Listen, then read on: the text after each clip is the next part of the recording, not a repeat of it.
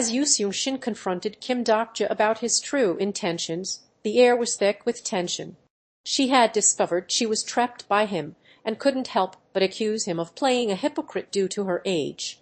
Kim Dokja downplayed his plans, claiming it was just a precautionary measure to keep her safe overnight, but Yoo Seung's suspicions only deepened as Joonghyuk's ominous presence loomed nearby. Her questions were met with a sinister hint from Joonghyuk that left Yoo Seung uncertain about the fate that awaited her, leaving the scene shrouded in darkness and foreboding. Yoo Shin's eyes snapped back to reality as she confronted Joonghyuk, who sneered at her with a malevolent intent. But before he could strike, Kim Dokja appeared out of nowhere, swiftly halting the attack and saving Yoo Seung from certain doom. The sudden turn of events left Yoo Seung reeling, her mind racing back to memories from past lives that flashed before her eyes. As she struggled to comprehend the revelations, Dokja's cryptic words echoed in her mind, "You will destroy Seoul in the fifth scenario." Yoo Seung's shock was short-lived, however, as Joonghyuk suddenly resurfaced, his rage boiling over and threatening to unleash a deadly fury upon them both. As the memories of Sangah's deadly attempt on his life fade away, Yoo Seung awakens from his near-death experience, seemingly unscathed by the ordeal. Standing over him is none other than Sangah herself, whose hesitation to take his life still lingers in her eyes. In a shocking turn of events, Sangah reveals that she never intended to kill Yoo Seung, and he agrees with her decision not to end his life. But instead of gratitude, Yoo Seung's response is eerily calm, telling Sangah that she can do whatever she wants. As the scene fades to black, an air of uncertainty hangs over their tumultuous relationship, leaving the audience wondering what lies ahead for these two complex characters. As Kim Dokja delves into Yoo Shin's character profile, he uncovers a complex web of skills and abilities that hint at her potential as a magic user. However, despite her impressive magical prowess, her overall stats leave much to be desired, leaving Kim Dokja wondering if she'll truly live up to the catastrophic transformation predicted for her in just 5 days.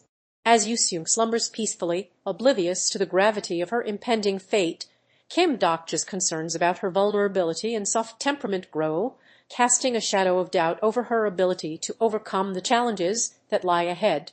As Yoo Shin confronts Joonghyuk about his past attempts to kill her, the complexities of her identity come into sharp focus. She refutes his suggestion that she's a catastrophic being, instead emphasizing her humanity and normal birth on Earth. But Joonghyuk reveals his own painful past wound, hinting at their shared connection through regression. Yoo Seung taunts him, accusing him of being unchanged, unlike herself who has grown and changed despite her regression. And then, in a shocking revelation, she declares herself to be the same catastrophe he met in his past life, implying a deeper bond between them. This tense exchange highlights the emotional turmoil within Yoo Seung as she navigates her relationships and grapples with her true nature. As Yoo Shin engages in a candid conversation with an enigmatic figure, the weight of her past failures begins to sink in. The unknown speaker seizes upon her third regression, highlighting the opportunities she once had to reshape the world but ultimately squandered. The figure's words are laced with a sense of urgency as it underscores that stagnation will persist unless drastic measures are taken.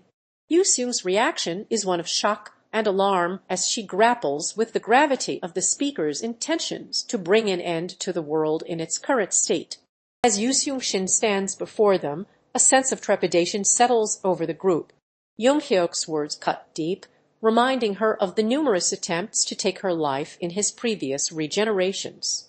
Peminnemwoon's name is mentioned in passing, but its relevance remains unclear, a mystery waiting to be unraveled. The constellation demon judge of fire raises the stakes, proposing Yoo Seung's elimination to prevent a catastrophic future. But Kim Dokja refuses to comply, hinting at unseen factors that may yet come into play. And so, the group is left grappling with the uncertain fate of this enigmatic figure, whose explosive potential hangs precariously in the balance, threatening to upend the very fabric of their world. As Joonghyuk's thoughts turned dark once more, he pondered whether eradicating the threat that was Yoo Seung would be the key to preventing the impending catastrophe. Despite his previous attempts to dissuade her from pursuing a certain path, he found himself facing yet another impasse. The weight of his decision hung in the balance as he grappled with the moral implications of taking her life. But ultimately Yoo Hyuk's reservations prevailed, and he chose not to extinguish Yoo Seung's spark. Instead, he warned that his failure to do so would have disastrous consequences for Seoul's future, hinting at a dire fate that awaited Kim Dokja, who might possess the power to foresee such calamities. As the conversation unfolded, Yoo Hyuk revealed an unsettling glimpse into his own potential for darkness, prophesying a descent into malevolence that would leave him as the most feared individual in Seoul. Yoo Seung's words hang in the air like a whispered secret. That doesn't surprise me, as if she's been waiting for this moment, this confession for years. Her eyes cloud over with a mix of guilt and remorse, the weight of her past bearing down upon her.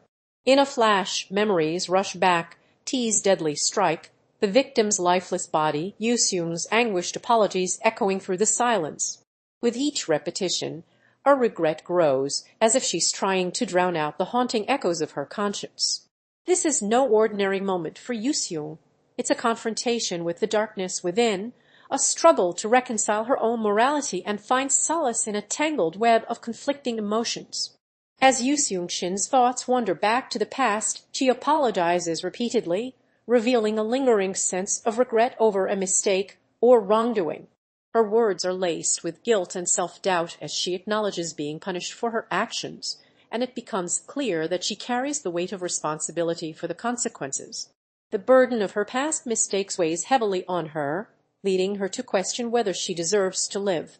Despite the turmoil within, Yoo Seung's experiences have granted her resilience in surviving this unforgiving world, a testament to her strength and adaptability. As Yoo Seung-shin navigates the complexities of her existence, a sense of resignation settles over her.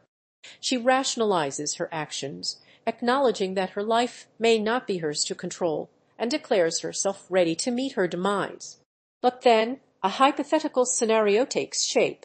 What if she were the main character in a story, free to make choices without consequence?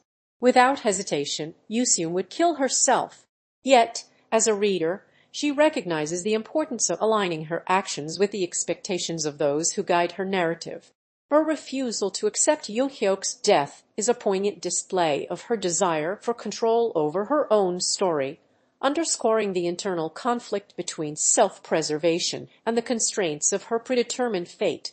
As Yoo Seung-shin grapples with Yoo Hyuk's unyielding determination to alter the course of events, her mind is torn asunder by conflicting thoughts and emotions. She witnesses Yoo Hyuk's fierce battle to change the past, but her own convictions are shaken when she questions the futility of his efforts if they ultimately lead to more suffering. The weight of inevitability bears down on her, and she reaches out for guidance, crying out in desperation, "What can I do?" As the uncertainty settles around her like a shroud, Yoo Seung's gaze turns towards an unknown source, hinting at a possible alliance or seeking wisdom to navigate the treacherous landscape of her existence. As Yoo Seung-shin unwrapped the mysterious gift package, she was met with a cryptic message that read "Gifted Growth Package." Confusion etched on her face. She held up the strange object within, unsure of its purpose. Just then, Kim Dokja appeared, assuring her not to worry and that he would take care of everything. As Yoo Seung sought answers, Kim Dokja remained evasive, only revealing that she now possessed a substantial amount of wealth. His intentions, however, were shrouded in mystery, as he revealed his desire to prevent Yoo Seung's demise for Yoo Hyuk's sake. This pivotal moment marked a turning point in Yoo Seung's journey, showcasing her growth and development as an incarnation. As Kim Dokja unveils his plan to create the first incarnation, Yoo Seung-shin, a new chapter unfolds in this world of intrigue. With the concept of regression, he sets out to nurture a life form that will surpass even himself. Introduced as this child, Yoo Seung holds the promise to become one of the 100 strongest individuals, her potential rivaling Kim Dokja's own abilities.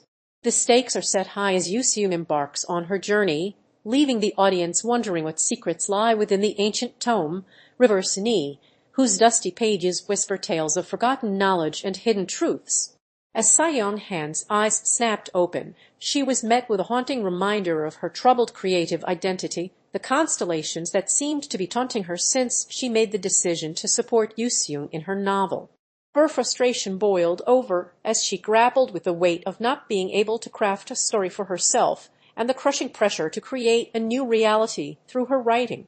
The constellations above her, once a source of inspiration, now seemed to mock her with their cryptic messages and enigmatic patterns, fueling her anxiety and self-doubt. As she struggled to come to terms with her own creative identity, Sooyoung's inner turmoil threatened to consume her, leaving her torn between the expectations of others and her own artistic aspirations. As Sooyoung delves into the mysterious figure known only by the enigmatic nickname Secretive Plotter, she becomes increasingly intrigued and suspicious. Her curiosity gets the better of her as she begins to research the identity behind the cryptic moniker, scouring historical records without finding any concrete evidence. Theories begin to swirl in her mind, with Sooyoung speculating that this figure might be linked to a fabled constellation, though proof remains elusive. Just as tensions reach a boiling point, Yoo Sangah enters the picture, his unique skill interspecies communication LV8 sparking a significant development in this unfolding mystery. As Sooyoung approaches Yoo Sangah, her concerns for the creation's well-being are palpable as she inquires about Yoo Sangah's restful night. But Yoo Sangah, driven by an insatiable desire to improve, declines Sooyoung's offer and instead chooses to hone her skills further. Despite Sooyoung's warnings of potential penalties for neglecting self-care, Yoo Sangah remains resolute in her pursuit of growth. The result is a stark reminder of the limitations of control as taming has failed flashes on screen, leaving Sooyoung's anxiety and guilt over plagiarism accusations hanging precariously in the balance. As we delve into the world of this manhwa, we find ourselves in the midst of Sooyoung's introspective moment, where the weight of her creation's character profile hangs heavy on her mind. A flashback to the previous night reveals Yoo Sangah's dedication to honing her skills, setting the stage for the anxious thoughts that now plague Sooyoung. With a flicker of curiosity, Sooyoung activates Yoo Sangah's profile, unveiling a tapestry of attributes and abilities that lay bare the character's potential. As she scrolls through the growth packages, including Growth Package I and Growth Package Roman II, as well as a new scenario package, the pressure mounts, and Sooyoung's thoughts become mired in worry about the implications of Yoo Sangah's existence on her novel. As Sooyoung wrestles with the notion that she's lacking in talent, despite receiving encouragement from others, Yoo Sangah intervenes to remind her of her innate abilities and inherent strengths. The conversation takes an unexpected turn as they discuss Joonghyuk's past trauma and its potential impact on his power. Meanwhile, a seemingly unrelated tangent emerges about the differences between monsters and pets, serving as a poignant reminder that Sooyoung has created a new reality through her novel-writing endeavors. Yoo Sangah hints at the possibility of clearing all scenarios to make wishes come true, deepening the connection between Sooyoung's creative pursuits and her newfound abilities.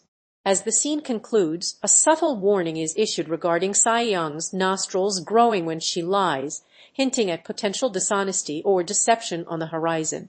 As Sooyoung's frustration grows, her thoughts become tangled in a web of self-doubt. Her mind is plagued by the same idea repeatedly, leaving her questioning its truth. But just as she tries to shake off the uncertainty, Joonghyuk's sudden appearance sends shivers down her spine, revealing his admiration for her work as his favorite author and fan. Sooyoung's unease intensifies as she struggles to focus on her writing, plagued by doubts about the direction of her story. Her inner turmoil reaches a boiling point, making it difficult to distinguish reality from fiction. As Sooyoung delves into the depths of her own insecurities, she is met with a torrent of doubts about her creation, Yoo Sangah's potential departure from the novel. She reminisces about her past, recalling that she was never the heroine, but rather a supporting character who played a secondary role in helping others. The weight of this reality threatens to consume her as she envisions a future where Yoo Sangah leaves her for Joonghyuk, the very person she has dedicated so much to. But just as Sooyoung's thoughts are becoming increasingly muddled, Sangah intervenes, posing an unsettling question: how does she think she compares to Joonghyuk in terms of appearance? The query sends Sooyoung spiraling into a vortex of self-doubt as she wrestles with the notion that her own appearance might be lacking. As Sooyoung-han's thoughts drift back to a time when she didn't care about her physical appearance, the memories come flooding back. A conversation with someone who didn't think she looked good sets off a chain reaction of self-doubt, and Sooyoung begins to question everything. She scrolls through old bathroom selfies, wondering if others were right. Was she really as ugly as they said? The sympathetic words from Dokja offer little comfort, leaving Sooyoung feeling frustrated and trapped in her own insecurities. As the scene fades away, so does Sooyoung's inner monologue, laced with annoyance at the situation that has left her feeling lost and uncertain about her own identity. As Sooyoung savored the sweet taste of creative satisfaction, exclaiming that was delicious, her momentary joy was interrupted by Yoo Joonghyuk's piercing question, accusing her of praying to the gods of Olympus. The implication was clear that her work was somehow divinely inspired, a notion that stirred up a maelstrom of anxiety within Sooyoung. She revealed her true intentions behind those prayers, confessing that she sought guidance from above for her novel. But as she delved deeper into her creative process, revealing how she earned coins by hunting monsters and invested them in Yoo Sangah's stats, it became clear that Sooyoung's insecurities ran deep. Her conversation with Yoo Joonghyuk had awakened a sense of vulnerability, leaving her to confront the very real fear of plagiarism and the uncertainty of her own artistic inspiration. As Sooyoung grapples with the revelation of Yoo Sangah's new powers, she can't help but feel a sense of unease wash over her. Despite Yoo Sangah's progress, Sooyoung is acutely aware that her own limitations are holding her back from fully understanding and harnessing the power of Tamingi. The weight of this realization sets her on a path to advancement, driven by the urgency to seal away Yoo Sangah's crucial abilities before they fall into the wrong hands. Meanwhile, a flashback reveals Sooyoung's tumultuous past with Sangah, where their differing views sparked tension and conflict between them. As Sooyoung's words flow freely, her initial eagerness gives way to frustration as the unseen character reveals a shocking twist. The throne, once a symbol of her creative dominance, has been destroyed and someone has been spared. This revelation only fuels Sooyoung's resistance when the character hints at a different ending, one that threatens to undermine her artistic vision. With a fierce determination, Sooyoung asserts her own desired conclusion, showcasing her unwavering commitment to her craft. As the conversation reaches its climax, Sooyoung's inquiry hangs in the air, leaving the viewer wondering if this marks a turning point in their dynamic or a new direction for their discussion. As the conversation between Sooyoung and Yoo Joonghyuk takes a dramatic turn, Sooyoung finds herself defending her literary integrity against accusations of plagiarism. Yoo Joonghyuk's bold claims spark a heated exchange, with Sooyoung denying any wrongdoing while highlighting the ubiquity of similar elements in literature. But when Yoo Joonghyuk reveals a specific similarity between her work and another novel, Sooyoung's defensiveness reaches new heights. In a surprising twist, she shares a poignant story about a young girl who sacrifices her artistic integrity for financial gain, implying that she is not like that person. As the tension builds, Yoo Joonghyuk takes an unusual turn by accusing Sooyoung of being able to read minds, prompting her to challenge him to attempt reading hers. As Sooyoung faces accusations of plagiarism, her confidence begins to waver as she reveals that her novel was simply a transcription of her dreams. But the more she defends herself, the more questions arise about the true source of her inspiration. Yoo Joonghyuk's pointed observation that she had read TWSA before writing her novel sparks doubt in Sooyoung's mind, and she begins to grapple with the possibility that even her own existence may be a form of plagiarism. As the conversation delves deeper into the nature of reality and creativity, Sooyoung finds herself at the forefront of a philosophical inquiry into the blurred lines between truth and fiction. As Sooyoung locked eyes with Yoo Joonghyuk, a storm of emotions brewed between them. She accused him of downplaying the plagiarism issue, but his response was unexpected. He revealed his own theory that their realities might have merged with each other's novels. The conversation soon turned to the novel's mind-boggling plot twists, which had left viewers perplexed and coins dwindling. Amidst the chaos, Sooyoung confessed a surprising truth. Despite Joonghyuk's annoying tendencies, it was comforting to have him around. With her doubts assuaged, Sooyoung felt a sense of relief wash over her, knowing she wasn't alone in her creative struggles and existential anxieties. As the mysterious world of this world is a work of fiction looms before us, we're thrust into the turbulent mind of Sooyoung Han, torn apart by allegations of plagiarism against her novel. Her reality begins to unravel as fragments of her subconscious burst forth in a kaleidoscope of abstract images, a nesting doll, a sudden change in scenery, each one a manifestation of her inner turmoil. As she awakens from a disorienting haze, Joonghyuk appears, offering to guard her work with an air of secrecy that raises more questions than answers. As Sooyoung Han stirs from her brief respite, she finds herself in a state of utter bewilderment, struggling to comprehend the surreal reality unfolding before her. She awakens to discover that her lifeless body lies before her, a stark reminder of the inexplicable transformation that has taken place. The once vibrant landscape around her is now shrouded in mystery, as a series of cryptic images and text flash before her eyes, leaving her mind reeling with confusion.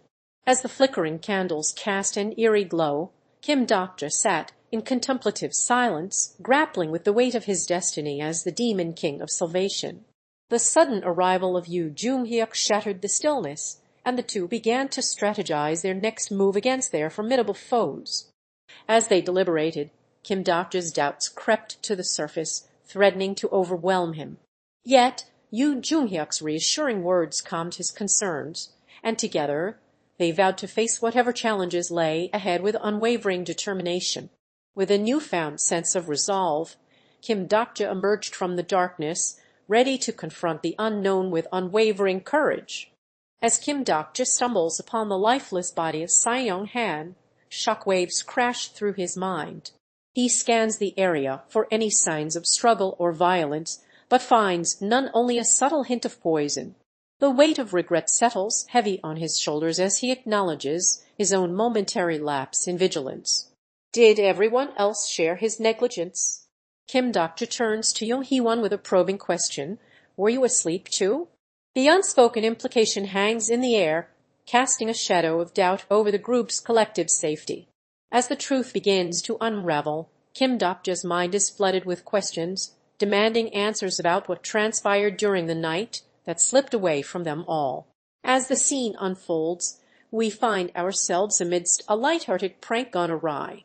Sooyoung Han's avatar, seemingly amused by her mischief, reveals herself as the culprit behind Yoo Joonghyuk's missing meal from the previous night. The atmosphere shifts as Yoo Joonghyuk's curiosity turns into concern, prompting him to question Sooyoung's intentions. Their conversation takes a serious turn as they discuss the possibility of an unknown third party involved in the prank, leaving viewers wondering what lies beneath Sooyoung's playful exterior. Meanwhile, the scene ends with a hint at Sooyoung's temporary departure, leaving us pondering her true motivations and whether her joke was merely a distraction from something more sinister. As Kim Dokja stumbles upon a disturbing sight, his eyes widen in shock as he takes in the suffering form of Sooyoung Han's avatar.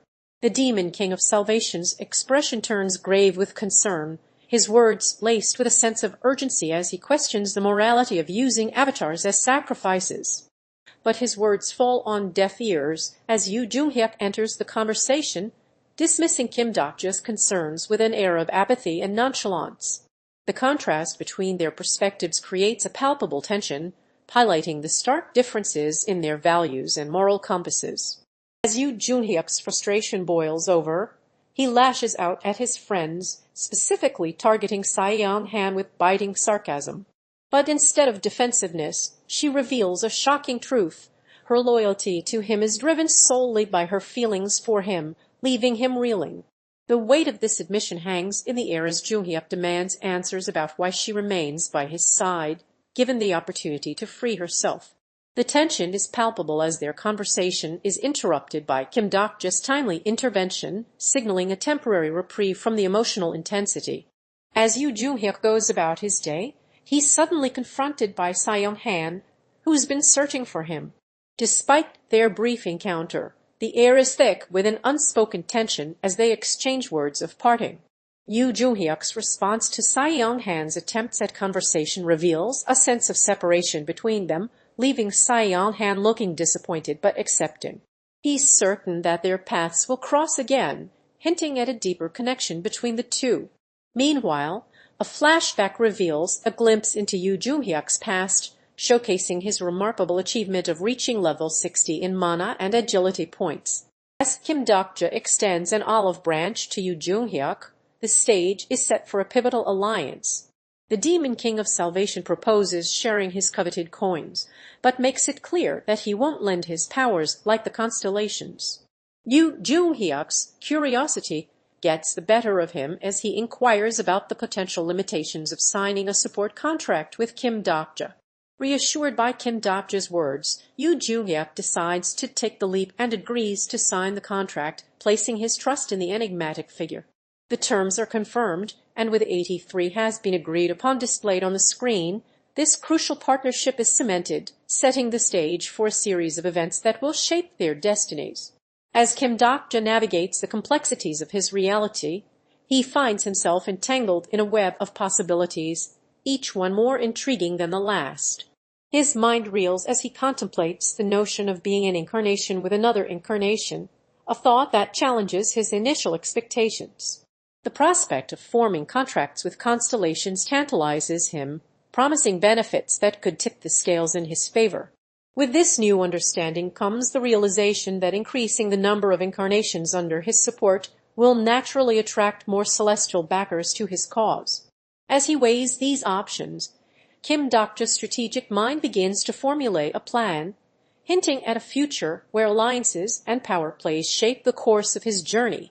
As Yoo Joonghyuk, Kim Dokja, and their companions prepare to brave the treacherous waters of the Han River, concerns arise about crossing without a bridge.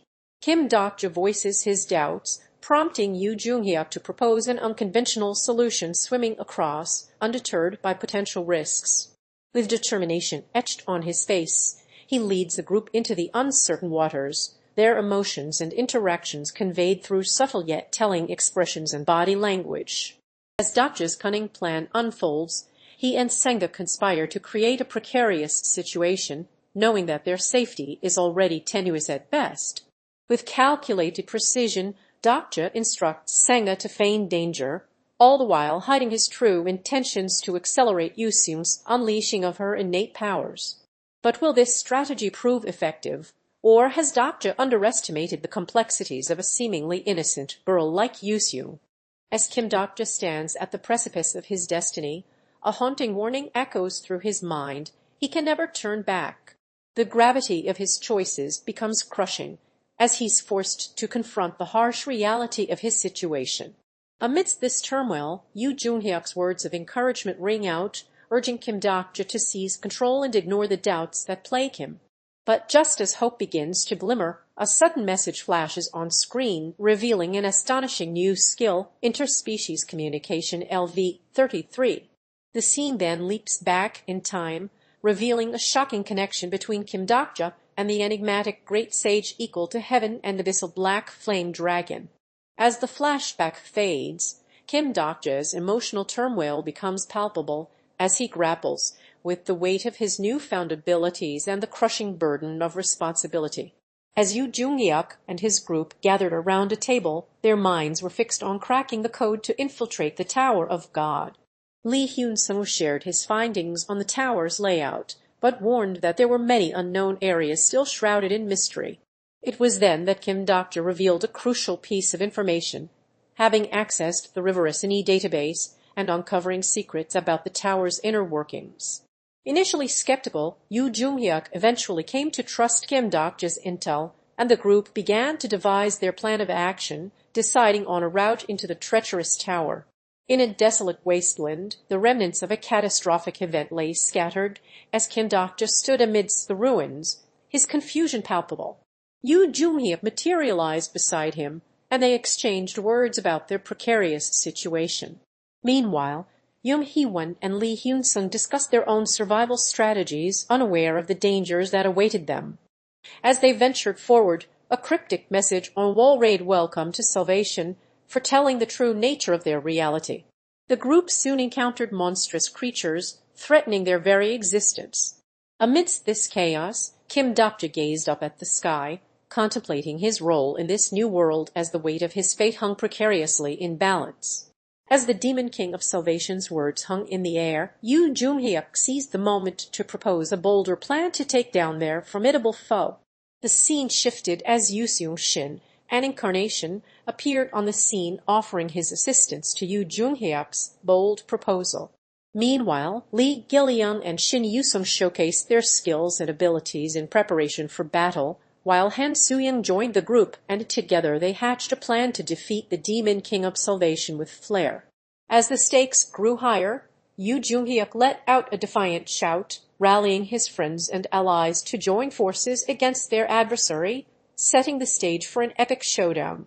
As the darkness of the abyss envelops them, Kim Dokja's despair is palpable as he frantically searches for an escape route.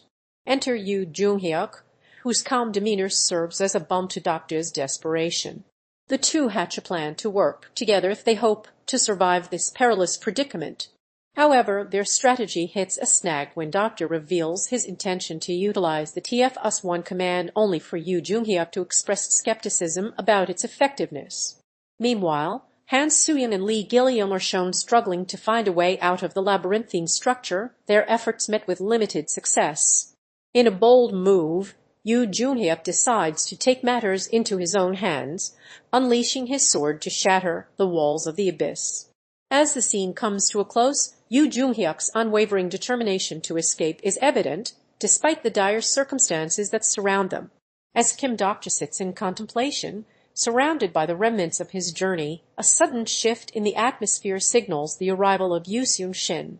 The incarnation's presence is palpable, and Kim Dokja senses danger lurking in the air. Yoo Sangah's trance-like state raises questions about what's happening, prompting Kim Dokja to cautiously approach him. As he draws closer, he notices an otherworldly energy emanating from Yoo Sangah's glowing eyes, leaving Kim Dokja uncertain about how to proceed and stranded in a state of unease, with his safety hanging precariously in the balance. As the memories of his past came flooding back, Yoo Joonghyuk was transported to the moment he first met Kim Dokja, Han Sooyoung, and Young Hee-won. The recollection sparked a sense of reflection in him as he sat alone in his room, lost in thought.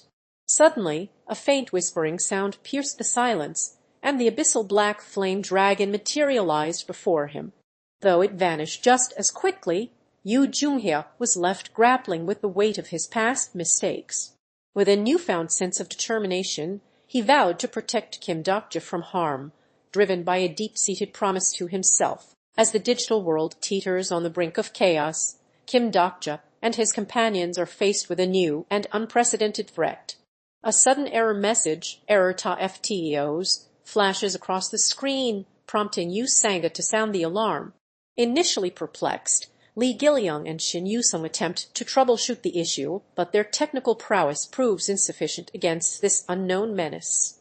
Young Hee-won proposes a bold theory that they must confront this new enemy or monster head-on. Kim Dokja, ever prepared, draws his sword as the group readies for battle. The error materializes before them, unleashing its destructive power across the digital realm. With Yoo Sangah's hacking skills and their combined strength, the companions engage the error in a desperate bid to restore order to their world.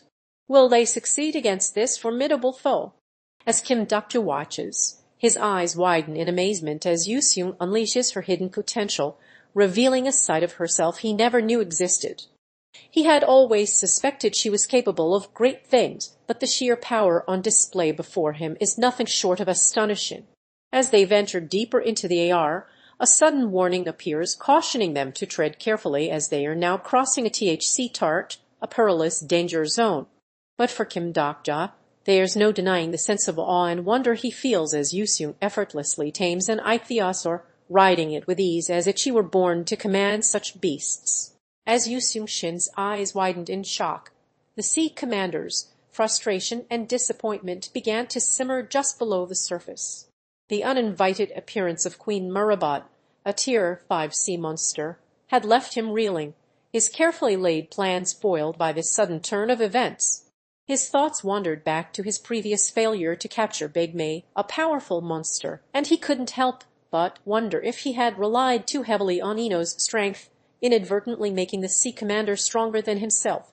The weight of these doubts threatened to consume him as he struggled to come to terms with the unexpected arrival of Queen Murabad, his visible distress a testament to the turmoil brewing within. As Kim Dokja's thoughts swirl with memories of his past and present struggles, a cryptic message arrives, proclaiming it's going to give us a ride.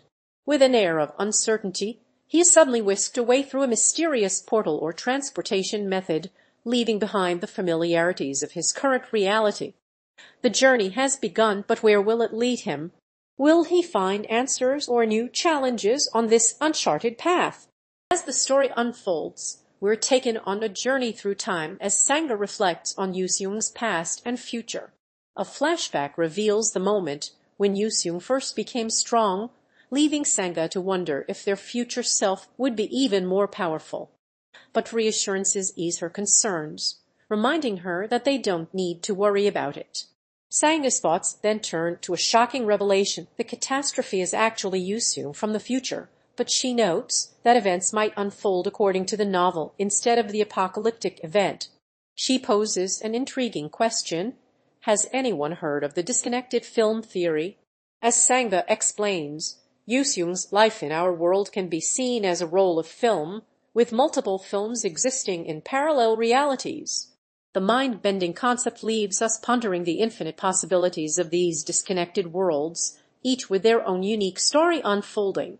As Kim Dokja delves into the concept of film splicing, he poses a thought-provoking scenario. What if one film becomes disconnected from another, altering the course of its storyline? He then takes it a step further by exploring the hypothetical merger of two films featuring different Yoo Seung characters, one catastrophic and the other not. Kim Dokja concludes that these alternate realities exist independently, untouched by each other's fates. But this raises more questions. What remains of the catastrophe in the separate film? And if one film's tape were to be reduced to ashes, would its spliced counterpart also perish? The Demon King of Salvation ponders these existential conundrums, his mind racing with the infinite possibilities and consequences that film splicing can bring. As Kim Dokja delves into the mysteries of parallel universes, a crucial revelation shakes the very foundation of their reality. The concept of the future perishing if the present meets its demise is eerily introduced, leaving no room for doubt about the gravity of the situation. Meanwhile, Yoo Seung-shin's theory on parallel universes, created by the enigmatic author of TWSA, takes center stage.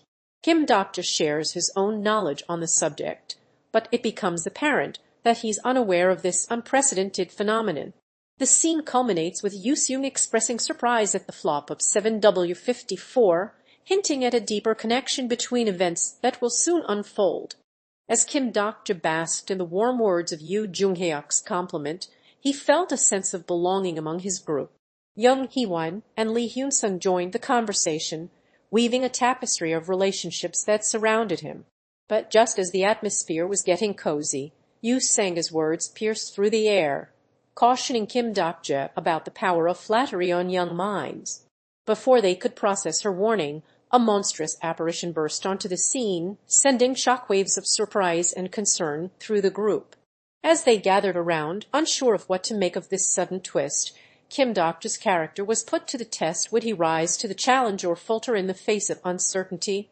As Kim Dokja and Yoo Joonghyuk stood outside, their conversation turned to the crucial task of defeating the formidable abyssal black flame dragon. With Yoo Joonghyuk's suggestion to utilize the great sage equal to heaven's wisdom to gain an edge in battle, Kim Dokja voiced his reservations about relying on the constellation's guidance. Despite his doubts, he ultimately agreed to follow Yoo Joonghyuk's plan, and together they prepared to face their next challenge. Meanwhile, Young Hee-won and Lee Hyun-sung watched from a distance, observing the conversation with keen interest as the stakes for this pivotal battle became clearer. As the two men reunite after an extended absence, the air is thick with unspoken tension. Bin Hoon Han approaches Kim Dokja with a mixture of curiosity and weariness, inquiring about the passage of time since their last encounter. Kim Dokja responds with a hint of genuine interest, asking how his friend has been faring in the intervening years. Han's reply reveals that it's been a considerable amount of time since they last parted ways, leaving the weight of their complicated past hanging precariously between them. As the conversation progresses, Kim Dokja presses Han to speak candidly with him, but Han remains hesitant, hinting at unresolved issues that still linger in their relationship. The reunion culminates in an unspoken standoff, the tension between them palpable as they navigate the treacherous landscape of their complicated past. As Kim Dokja sat with Sangah, their conversation was laced with a mix of strategy and personal concerns. He couldn't help but notice Yoo Joonghyuk's piercing gaze, wondering how their complicated dynamics would unfold in this treacherous game. Sangah, sensing his unease, asked about Huiwen, prompting Kim Dokja to reveal he had sent out bugs to track her down. With survival tips and warnings on collecting coins and leveling up stats, Sangah's pragmatism was a stark contrast to the turmoil brewing within Kim Dokja, who confided in Sangah about his failed attempts to reconnect with his family. As the discussion drew to a close, Ting-hoon had dropped a cryptic remark about AOF Internet, leaving the true nature of their situation shrouded in mystery. As Lee Hyun-sung weighs the gravity of their situation, he's torn between revealing the truth to his family and the uncertainty that lies ahead. He decides to share his concerns in person, warning them that once a critical moment passes, the suburbs of Seoul will no longer be safe, and they must prepare for the unknown. Despite his reassurances that he's fine, his concern for their safety is palpable as he grapples with mixed emotions, reflected in the conflicted expression in his thought bubble. As the scene comes to a close, Lee Hyun-sung's uncertainty and anxiety about what's to come hang precariously in the balance, leaving the audience eager to discover what fate has in store for this family on the cusp of catastrophe. As Kim Dokja stands tall, a triumphant gleam in his eye, he recounts the tale of their unyielding efforts against the catastrophic forces that have ravaged the world. The memories of destruction and chaos are etched vividly in the minds of his companions Yoo Joonghyuk, Young Hee-won, Lee Hyun-sung, and the rest as they relive the victories that have brought them to this momentous milestone. With only 2 catastrophes remaining, the great sage equal to heaven shares the fate of the world. The catastrophe from the flaming depths of hell in the south and the catastrophe of questions in the east. As the images of their accomplishments flash on a screen, Kim Dokja proudly announces that 4 out of 5 catastrophes have been vanquished: the catastrophe of ice in the west, the catastrophe of darkness in the north, the catastrophe of chaos in the east, and the catastrophe of silence in the south. In the aftermath of the catastrophic event known as the Water of North, Kim Dokja stands defiant amidst the ruins, his determination unwavering in the face of devastation. The desolate landscape stretches out before him, a stark reminder of the severity of the disaster that has unfolded. Yet, despite the chaos and destruction, cryptic messages begin to appear, offering hints of an unknown threat or prophecy that seems to guide Dokja's actions. As he gazes up at the sky, it becomes clear that this is not the end, but rather a new beginning for the Demon King of Salvation. As the waters recede, revealing the devastation left behind, Kim Dokja stands amidst the ruins, his gaze reflecting the weight of what he has witnessed. Amidst this desolation, his thoughts turn to Jeonnut's training methods, which have yielded impressive results. He acknowledges Huiwen's remarkable progress, her swordsmanship skills now rivaling his own abilities. But as he contemplates their future interactions, Kim Dokja hints at a sense of uncertainty, suggesting that the approaching supporting constellation may upend the balance of power between them. As the mysterious group extends an enigmatic invitation to Kim Dokja, he finds himself torn between loyalty and curiosity. Declining their offer with a hint of unease, Kim Dokja's thoughts are consumed by the whereabouts of his friends, whose safety seems increasingly uncertain in his mind. Just as he begins to ponder this precarious situation, a fleeting intuition strikes him someone or something may be watching his every move. Meanwhile, Huiwen moves forward, seemingly oblivious to the turmoil brewing around her, leaving Kim Dokja's fate shrouded in mystery. As Yoo Joonghyuk stands steadfast before Kim Dokja, A fierce battle ensues as the abyssal black flame dragon descends upon them. With his abilities at the forefront, Joonghyuk valiantly fends off the dragon's attacks, attempting to reason with it even as the beast continues its relentless assault. The situation becomes increasingly dire, prompting Joonghyuk to intensify his defense of Kim Dokja. Meanwhile, Kim Dokja himself interjects, insisting that Joonghyuk get away while expressing a sense of fondness towards him, leaving the nature of their relationship shrouded in mystery. As the dragon's enigmatic words echo through the air, "Dokja's not into little kids like you," the true extent of this complex dynamic begins to take shape, threatening to upend the delicate balance between these two characters. As Kim Dokja's thoughts wander through his past, he finds himself lost in reflection, struggling to grasp what others might say about him. His mind is a jumble of fragmented memories and half-remembered conversations, symbolized by the unclear speech bubbles that interrupt his introspection. A flashback emerges, shrouded in mystery, its significance weighing heavily on Kim Dokja's thoughts. But even this glimpse into his past is interrupted by more external stimuli, leaving him struggling to focus on the present. And so, Kim Dokja stands at a crossroads, looking back on the events that have shaped him into the demon king of salvation, the weight of time and experience bearing down upon him like an unyielding force. As Kim Dokja reflects on his past with a nostalgic gaze, memories of a tender hug flood his mind, shrouding the present in a sense of longing. The grueling survival activities sub-scenario finally comes to an end, its grueling conditions and penalties now mere relics of the past. With the ordeal behind him, Kim Dokja reveals the rewards that lie ahead. Defeating monsters can yield valuable coins, a boon for future endeavors. As he apologizes for keeping everyone in suspense, the weight of his responsibility lifts, allowing him to finally ask if anyone enjoyed their time in the ruined city. And with that, the curtain closes on one chapter and opens onto the next as Kim Dokja announces the start of a new scenario, beckoning his companions into the unknown. As Yoo Joonghyuk receives a briefing from his superior, he assures that the upcoming catastrophe will be well worth it, despite a mix-up in the schedule. He can't help but notice that someone has clearly gotten on the wrong side of their boss, remarking on their visibly gaunt appearance. With an air of quiet confidence, Yoo Joonghyuk reveals that he's already conquered 7 catastrophes, leaving only 4 more daunting challenges ahead, ones he believes are mere child's play for his expertise. His superior praises his efforts, cautioning him to prepare for a tough fight ahead, hinting at the high stakes involved in this particular scenario. As the weight of their accomplishments settles upon them, Kim Dokja is confronted with a haunting reality. All that has been achieved thus far may ultimately prove futile. Yet, amidst the uncertainty, a glimmer of hope emerges, someone who will take pity on their predicament. But what remains to be seen is the one final event that will precede the commencement of the 5th scenario, casting a shadow of anticipation over the impending turn of events. And just as the tension builds, the 2nd is announced, marking the beginning of a new chapter in this unfolding saga. As Kim Dokja sat on a rock, his exhaustion and turmoil were palpable.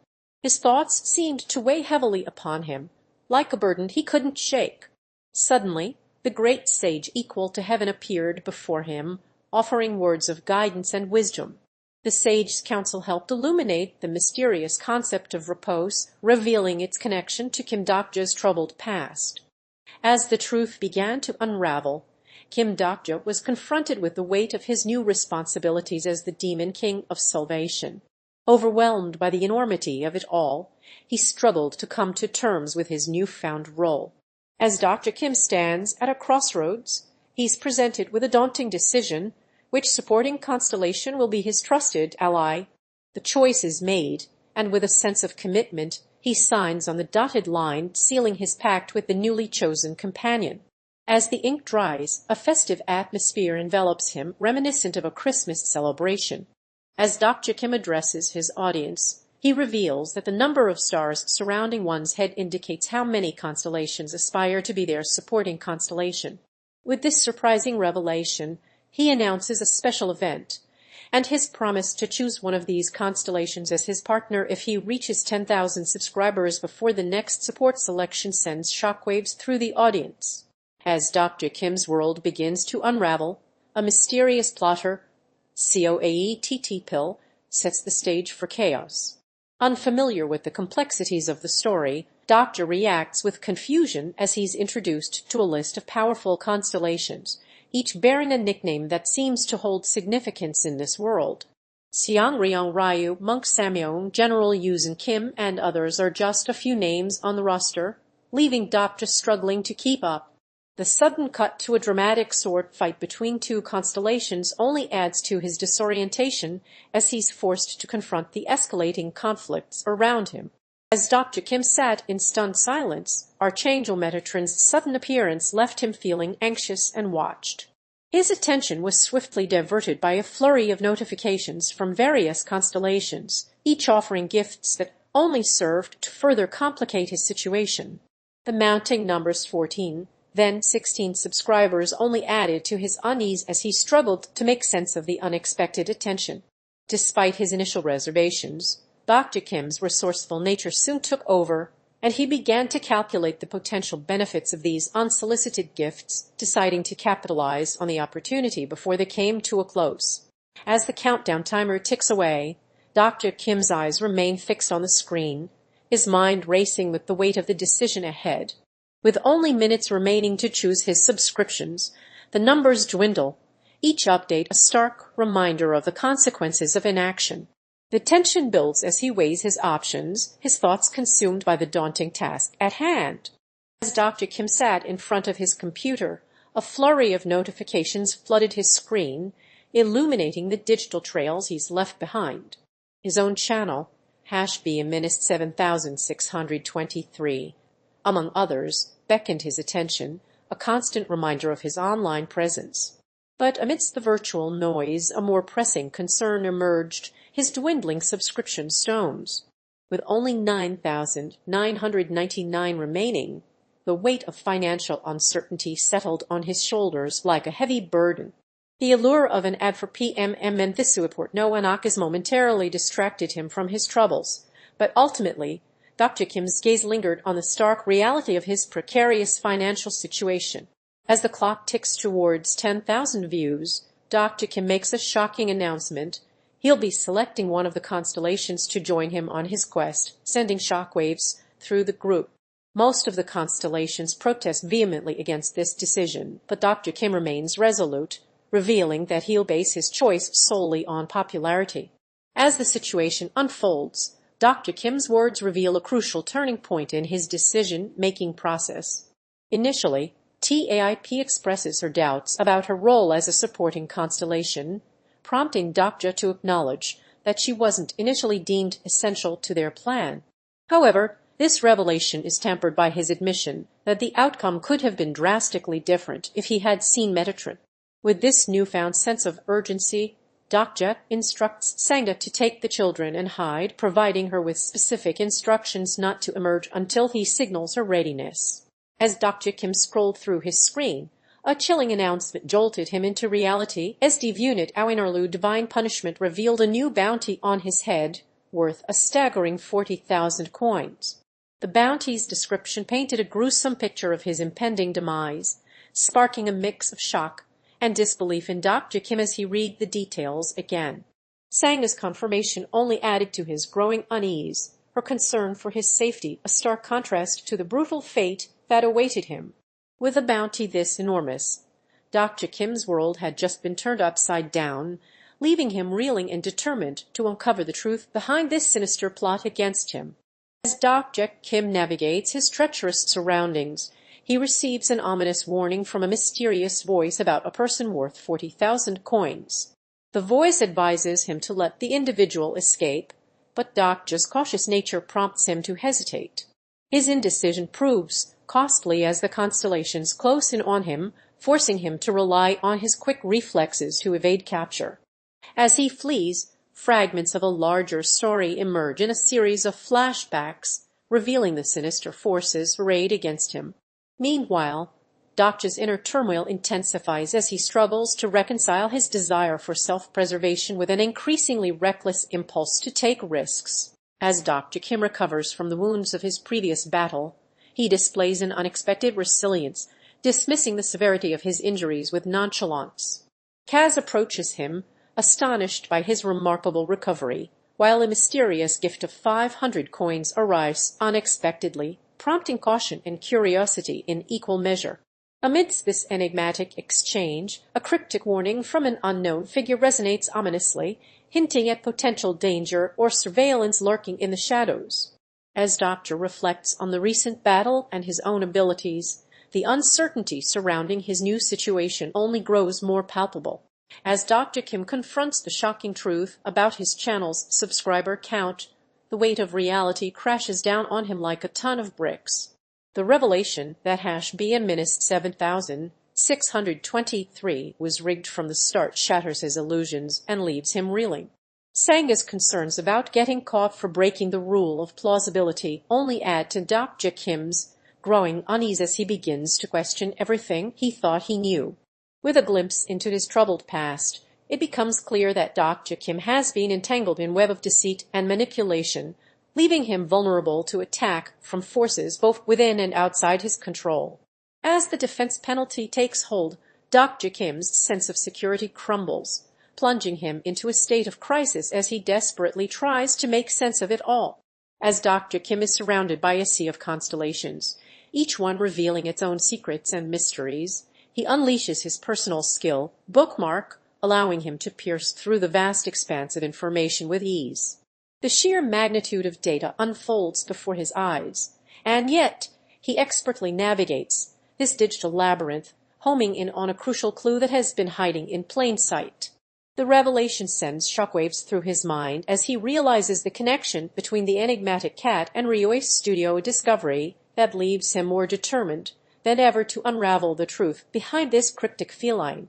As the mysterious Lebanese unfolds her plan to replace In Ho-chin with beast tamer Yoo Sangah in slot 3, a sudden bookmark, number 3, flashes, signaling a pivotal moment in the story. This turning point marks a profound shift for Kim Dokja, as he is granted access to advanced interspecies communications by Jasaverd, allowing him to tap into the emotional circuitry of monsters. With this newfound understanding, Kim Dokja's self-awareness reaches new heights, and he is confronted with choices that will have far-reaching consequences on the narrative. As if sensing his growing connection to the world, Kim Dokja is now able to detect the scent of monsters and intuitively sense their inner workings, a testament to his evolving relationship with the universe around him. As Kim Dokja stands amidst the ruins, his world is turned upside down by a sudden and intense emotional reaction. The chaotic landscape stretches out before him, but it's not the destruction that grabs his attention, it's something distant, a mysterious figure or object that seems to hold a dark significance. With a jolt of alarm, Kim Dokja exclaims, "What the hell is that?" as he tries to process the horror unfolding before him. His agitation grows, and he begins to pace back and forth, his distress palpable. And then, in a flash of anguish, he utters the single word "Amor," a response that hints at the depths of his emotional turmoil. As chaos erupts in the city, Kim Dokja desperately tries to escape the relentless pursuit of the scenario guide, his heart racing with every step. Yoo Joonghyuk and Jung Hee-won stand frozen, their expressions unreadable as they watch Kim Dokja flee. Meanwhile, Lee Hyun-sung wanders aimlessly, seemingly disoriented by the mayhem around him. Suddenly, Han Sooyoung, Ellie appears out of nowhere, blocking Kim Dokja's path and demanding he hurry up. Despite his pleas to slow down, Kim Dokja is forced to keep running as Han Sooyoung. Ellie refuses to relent. Meanwhile, the enigmatic constellations, the great sage equal to heaven and abyssal black flame dragon, observe the scene from a distance, their concerned gazes fixed on Kim Dokja's perilous predicament. As Kim Dokja navigates the southwestern area of Yongsan-gu, he's consumed by doubts about his abilities. His past mastery now seems distant, and he wonders if he can truly rely on those skills.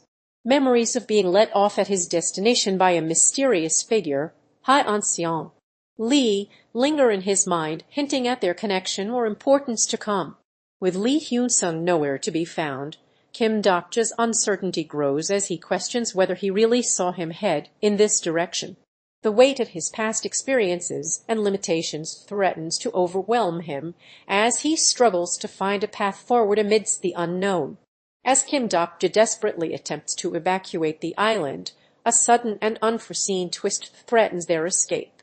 With calm determination, he instructs others to get away from the island, trying to maintain order in the face of chaos. But before anyone can react, Yoo Joonghyuk appears out of nowhere, his gaze fixed on Han Sooyoung, a mysterious new character who sparks surprise and agitation among Young Hee-won, Lee Hyun-sung, and others. Meanwhile, whispers of the powerful constellations the Great Sage equal to Heaven and Abyssal Black Flame Dragon hint at the escalating situation. As panic sets in, Yoo Sangah's attempts to calm everyone down are drowned out by Shin Yoo-sung and Han Sooyoung's growing unease. Kim Dokja's composure finally cracks as he urges everyone to flee, and the island descends into chaos. As Hyun Lee grapples with the moral implications of killing someone bearing the target mark, her eternal debate reveals a deeper conflict. She longs to eliminate the threat, but hesitates out of fear for Master's sake, suspecting that he would be disappointed if she were to meet her demise before him could take action himself. This inner turmoil is disrupted by a flashback to her past, where we see Hyun conversing with her younger self about returning to Tipung Girls' High School and the significance of Master's presence in her life. Her past self queries how he managed to find her, indicating the unbroken bond between them that transcends time and circumstance. As Kim Dokja gazes upon his friend's rapidly advancing stats, a sense of inadequacy washes over him like a tidal wave of despair. The feeling of being left behind, powerless, and irrelevant gnaws at his very soul. Seeking answers to ease the growing unease, he turns to Yoo Joonghyuk with a burning question. Why has everyone's strength increased without them even trying, while Kim Dokja himself remains stagnant? The frustration boils over as he accuses Yoo Joonghyuk of deliberately bringing deadweights like Shin Yoo-sung and Han Sooyoung along on their quest to hunt down the catastrophe. The dam of emotions finally bursts, releasing a torrent of self-doubt and helplessness. In the face of this turmoil, Yoo Joonghyuk attempts to reason with Kim Dokja, urging him to join forces and overcome their differences together. As the words of caution fell from Yoo Joonghyuk's lips, a sudden presence emerged, silencing the air with an air of authority. Young Hee-won, revealed as a lieutenant of Unit / stood tall, her eyes burning with conviction as she warned those around her of the impending danger lurking in a specific area on the island. Han Sooyoung's skepticism was met with unyielding resolve as Young Hee-won emphasized the gravity of rebelling against government authority, refusing to bud even in the face of questioning. The tension mounted as Yoo Joonghyuk offered a lifeline, escorting someone to safety, but Young Hee-won remained steadfast, her identity as a powerful figure solidified amidst the treacherous landscape. As the mysterious event concludes, a sense of urgency settles over Hyun-soon Lee as he frantically searches for Kim Dokja, his concern etched on every feature. "Where are you, Dokja?" he calls out into the void, his voice laced with desperation. Suddenly, Kim Dokja materializes before him, his exhaustion palpable as he confesses, "I'm so tired. I feel like I'm about to die." Hyun-soon Lee rushes to his side, identifying himself and addressing Kim Dokja by name, D-Dokja/It's me/Lee Hyun-sung. The peculiar tone and vocabulary that follow, voyeur, only add to the enigma surrounding this encounter. As Yoo Joonghyuk ventures into the forest, he's suddenly confronted by an enigmatic figure who urges him to maintain a safe distance. The mysterious individual warns Joonghyuk of the perilous surroundings, cautioning him about impending dangers lurking in the shadows. When Joonghyuk inquires about Young Hee-won's whereabouts, the figure reveals she's indeed present within the forest, sending a wave of relief washing over Joonghyuk. As Yoo Joonghyuk parts ways with Hyun-soon Lee, he takes a moment to collect his thoughts, sending a message to Kim Dokja promising a future conversation. Though he acknowledges feelings of guilt towards his departing friend, the weight of responsibilities keeps him from lingering. Instead, he finds himself reflecting on their shared moments, revisiting conversations and experiences that have shaped their bond. As Kim Dokja's thoughts swirl with uncertainty, he finds himself questioning his current path, his future uncertain like a blank canvas waiting to be filled. Despite possessing the rare gift of future vision, he acknowledges that there are still many mysteries left unsolved, leaving him feeling adrift in an ocean of unknowns. The weight of this introspection is palpable as he ponders the daunting decision before him whether to feed the scenario guides one meteorite to the catastrophe. With the fate of his world hanging in the balance, Kim Dokja must weigh the pros and cons, his mind racing with the gravity of his choice. As Yoo Sangah confronts Kim Joonghyuk about prematurely activating the meteorite hatch, a spark of frustration ignites within him. The sudden action brings forth a tidal wave of disappointment, as he had grown accustomed to the predictable flow of events. But beneath the surface of this heated exchange lies a deeper connection between the two characters. Kim Joonghyuk reveals that the catastrophe was an ally in his past life, exposing a personal bond between them. Yoo Sangah's reflection on their shared experiences acknowledges Kim Joonghyuk's help in his own troubled past, while also revealing his frustration at being forced to repeat the same scenario hundreds of times, barely reaching the ending each time. As the island teeters on the brink of catastrophe, a desperate cry echoes through the air, "Take someone with you and get off the island." Sealwi's urgent warning falls on deaf ears as Yoo Sangah prepares to face the impending disaster alone. But Joonghyuk refuses to let his comrades go without a fight, rallying them together in a final bid for survival. His words are met with hostility from Yoo Sangah, who warns him not to stand in his way unless he wants trouble. Meanwhile, a mysterious vision shatters Joonghyuk's resolve as he glimpses the true nature of Yoo Sangah, leaving him reeling and unsure how to proceed. As the cryptic message echoes through the air, Captain Joonghyuk's words send a chill down the spines of his team. "You're so eager to awaken the catastrophe." His taunts continue, revealing that all other planets have tried to avoid this impending disaster, but fate seems determined to bring it upon them. With an eerie sense of foreboding, Captain Joonghyuk warns, "Well, then get ready to greet the catastrophe." Cut to a montage of the team's frantic preparations as they scramble to ready themselves for the unknown.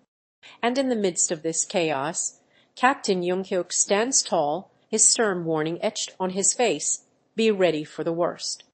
As Captain Kim Joonghyuk gazes out at the devastated city, his mind is transported back to the grueling training simulations of his past. Flashbacks flood his consciousness, revealing a younger version of himself determined and driven to surpass others and reach the elusive 467th scenario.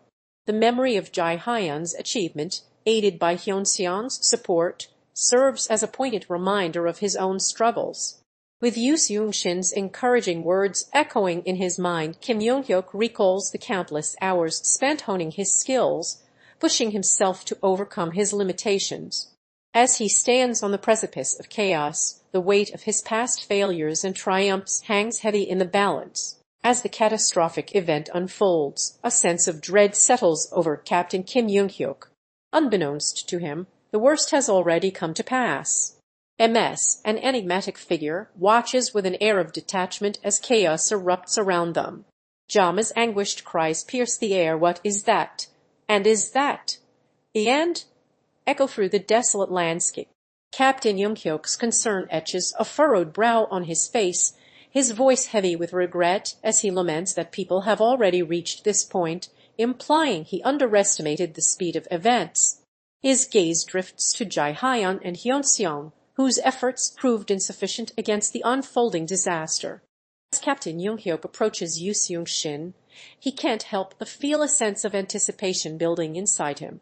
Unaware or uninterested at first, Yoo Sangah slowly comes to attention as the captain breaks the silence, sharing his remarkable accomplishment, making it to the 467th scenario in his second round. The weight of this achievement is evident on the captain's face, and he wastes no time in revealing that valuable information has been gained from the catastrophe of floods. With a sense of urgency, he implores Yoo Sangah for help, sparking curiosity about why he needs assistance at this critical juncture.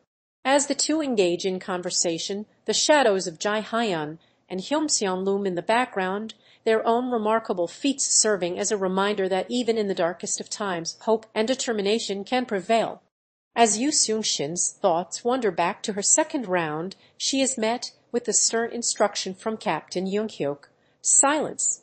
But her mind refuses to quiet down, replaying memories of her collaborative efforts with the captain and Jae Hyun's remarkable success in reaching the 467th scenario, thanks in part to Hyun Seon's guidance. Yoo Sung-shin's guilt-ridden conscience is tormented by her own failures, despite sharing all available information with Captain Young-hyuk.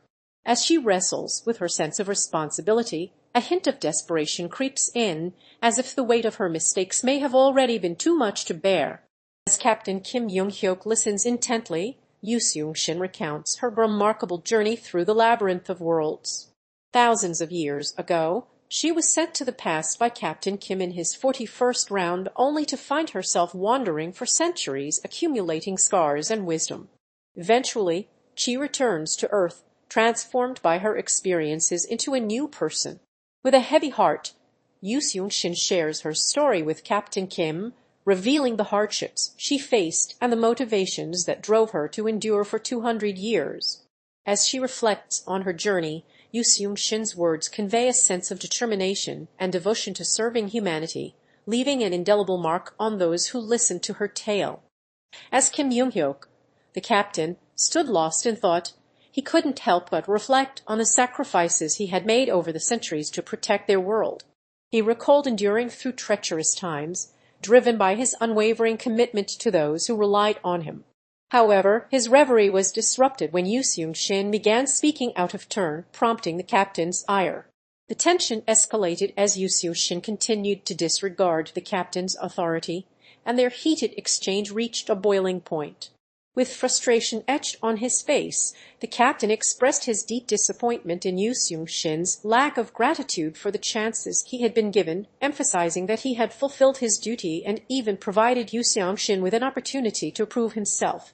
As Kim Young-hyuk, the captain, and Yoo Sung-shin engage in a heated confrontation, tensions run high between the two. The captain's frustration boils over as he berates Yoo Sung, calling him useless and likening him to mere tools. Yoo Sung retorts by threatening to trap the captain once more in the labyrinth of worlds, referencing their past experiences together. As emotions continue to escalate, the captain reveals his deep-seated feelings towards Yoo Sung, expressing both longing and loathing for his selfish nature. But just as it seems like the argument is reaching a boiling point, Yoo Sung drops a bombshell, the harsh truth that the captain cannot save anyone.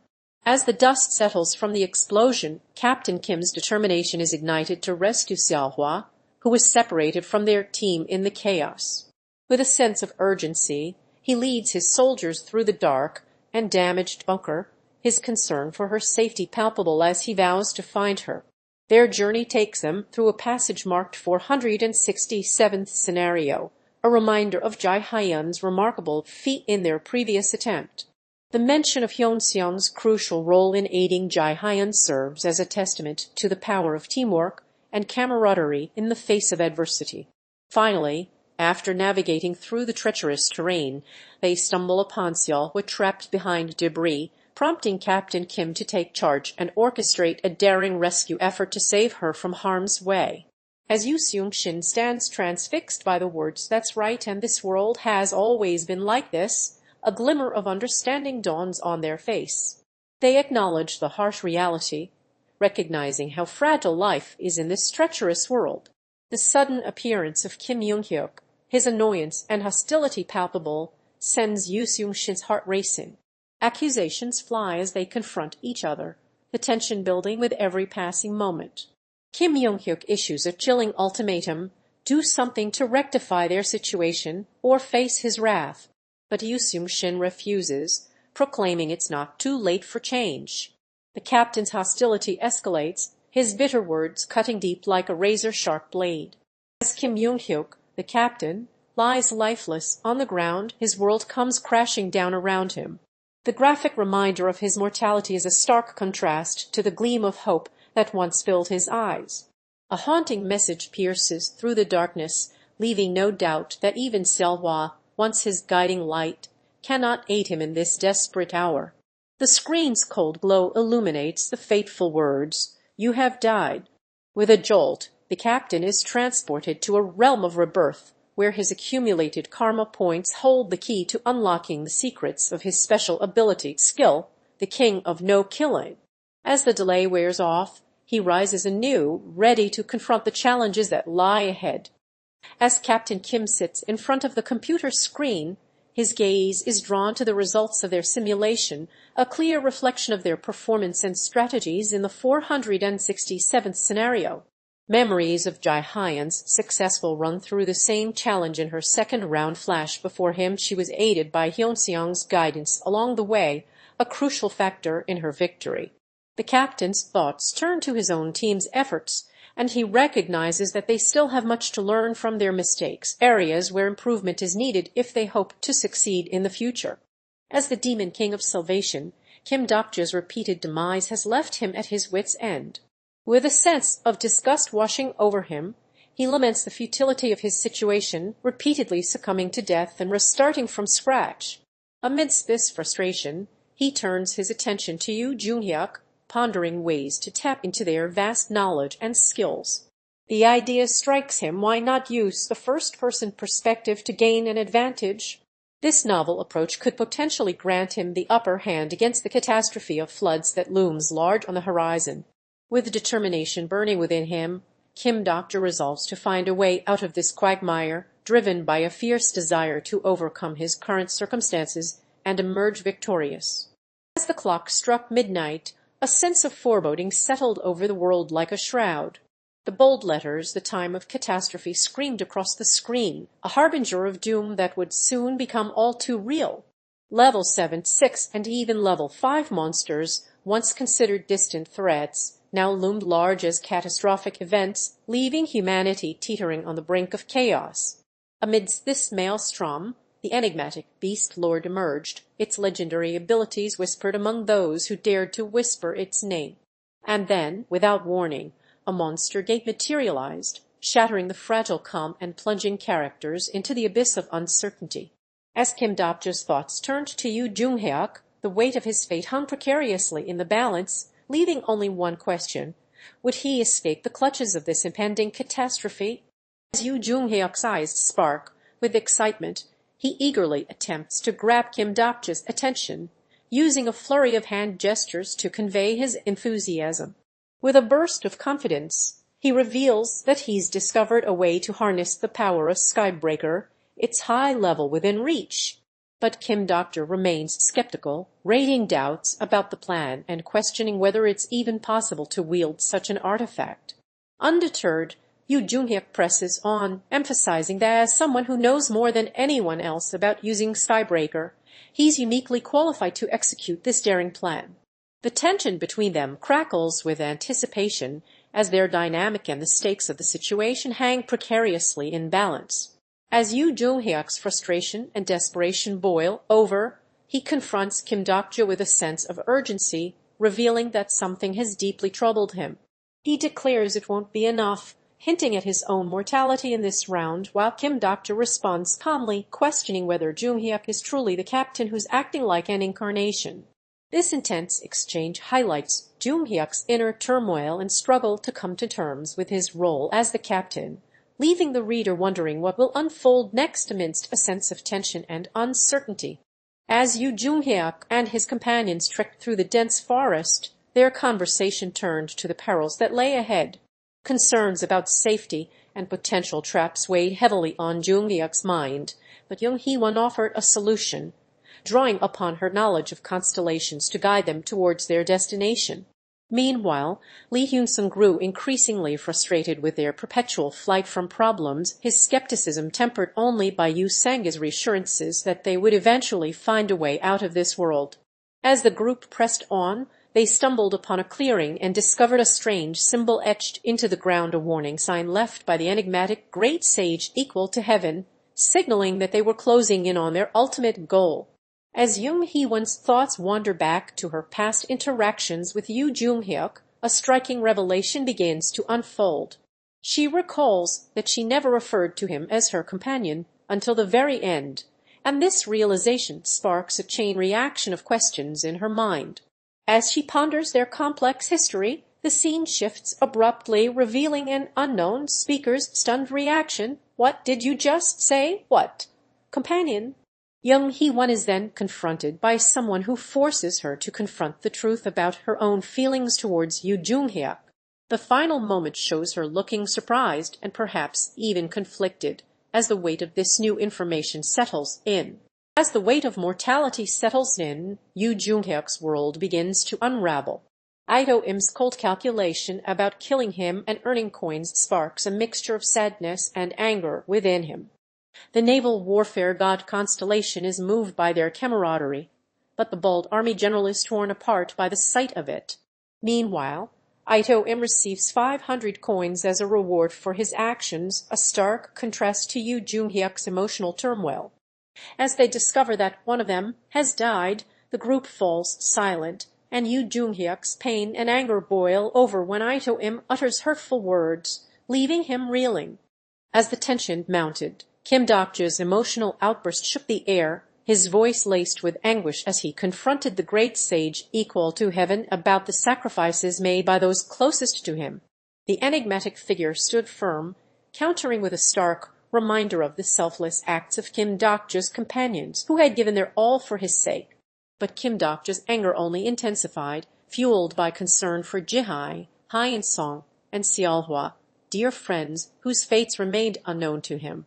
The great sage equal to heaven's stoic demeanor only added to the drama, leaving Kim Dokja to wonder, what did those who fought alongside him truly mean to this enigmatic being? As Kim Dokja's mind struggles to comprehend the weight of Yoo Joonghyuk's words, he begins to unravel the tangled threads of his own transformation from a mere reader to a player in the world of TWSA. The memory of his companion's loss lingers, yet it's clear that this event has awakened something within him, a deep connection to the story and its characters. As he reflects on his past, Kim Dokja's backstory, as a devoted reader who was once enthralled by the tale of TWSA, comes flooding back. His emotional bond with Joonghyuk, forged through shared experiences, serves as a catalyst for his growth, allowing him to tap into the omniscient reader's viewpoint skill with unprecedented proficiency. As Yoo Joonghyuk's thoughts swirl with desperation and helplessness, he's confronted by Young Hee-won's scathing rebuke for his belated attempts at change. Her words cut deep, leaving him reeling from the weight of her disappointment. But beneath this surface-level turmoil, a cauldron of resentment simmers, as evidenced by his dark desire to see Lee Gil-young suffer. Just as it seems like he's about to plunge into the depths of his own psyche, a sudden shift in perspective occurs. Yoo Joonghyuk's narrative switches to first person, allowing us to experience his inner turmoil firsthand. However, this experiment is short-lived, as we soon discover that there are strict conditions for accessing one's inner thoughts. With this realization, Yoo Joonghyuk is left with a new understanding of the necessity for being in a specific state to tap into his own emotions, leaving us wondering what this shift will mean for him moving forward. As Yoo Sangah ponders her plan to eliminate Kim Dokja, the Demon King of Salvation, she realizes that their mutual concern for each other is crucial for its success. However, a new obstacle arises as she wonders if Kim Dokja's focus on avenging her death remains unwavering, as he had previously vowed. In response, Yoo Sangah decides to adapt her strategy and opt for a more prolonged and agonizing torture method. As Kim Dokja's frustration mounts, he reveals his desperation to possess someone beyond Yoo Joonghyuk's confines. With a sense of urgency, he sets out on a quest to find a suitable vessel, unsure if anyone will do the trick. His search is meticulous, as he filters through potential targets with an unyielding focus on one crucial factor: someone who thinks about him. The air thickens as Kim Dokja scans his surroundings, weighing options and considering possibilities. And then, in a moment of clarity, it seems he finds what he's looking for. A glimmer of resolution settles over him, as if the solution to his dilemma is within reach. As Kim Dokja sits in front of a computer screen displaying the ominous world tree symbol, his friend Yoo Joonghyuk enters the room, visibly concerned about Dokja's erratic behavior. As Dokja attempts to explain the concept of reality collapse, citing instances where the fabric of reality has been distorted or destroyed, Yoo Joonghyuk remains skeptical, insisting they have no evidence of any danger and should focus on their own survival instead. Dokja's frustration grows as he tries to convince his friend that this is a critical moment in their lives, but Yoo Joonghyuk refuses to join forces with him, declaring he'll take care of himself regardless of what happens.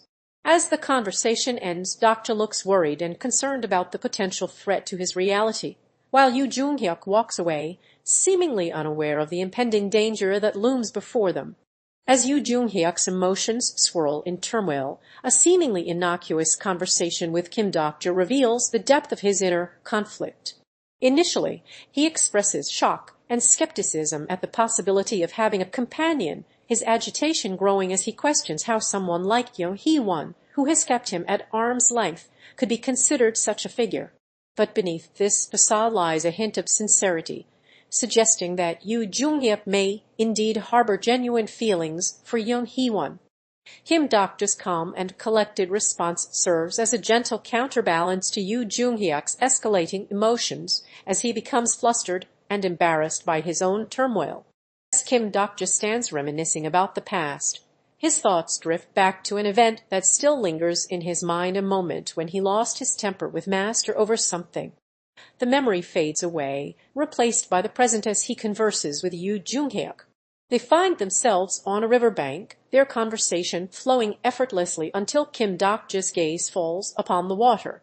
Suddenly, the memories come rushing back, and he recalls receiving a new scenario prompt from the game. The prompt unfolds before him.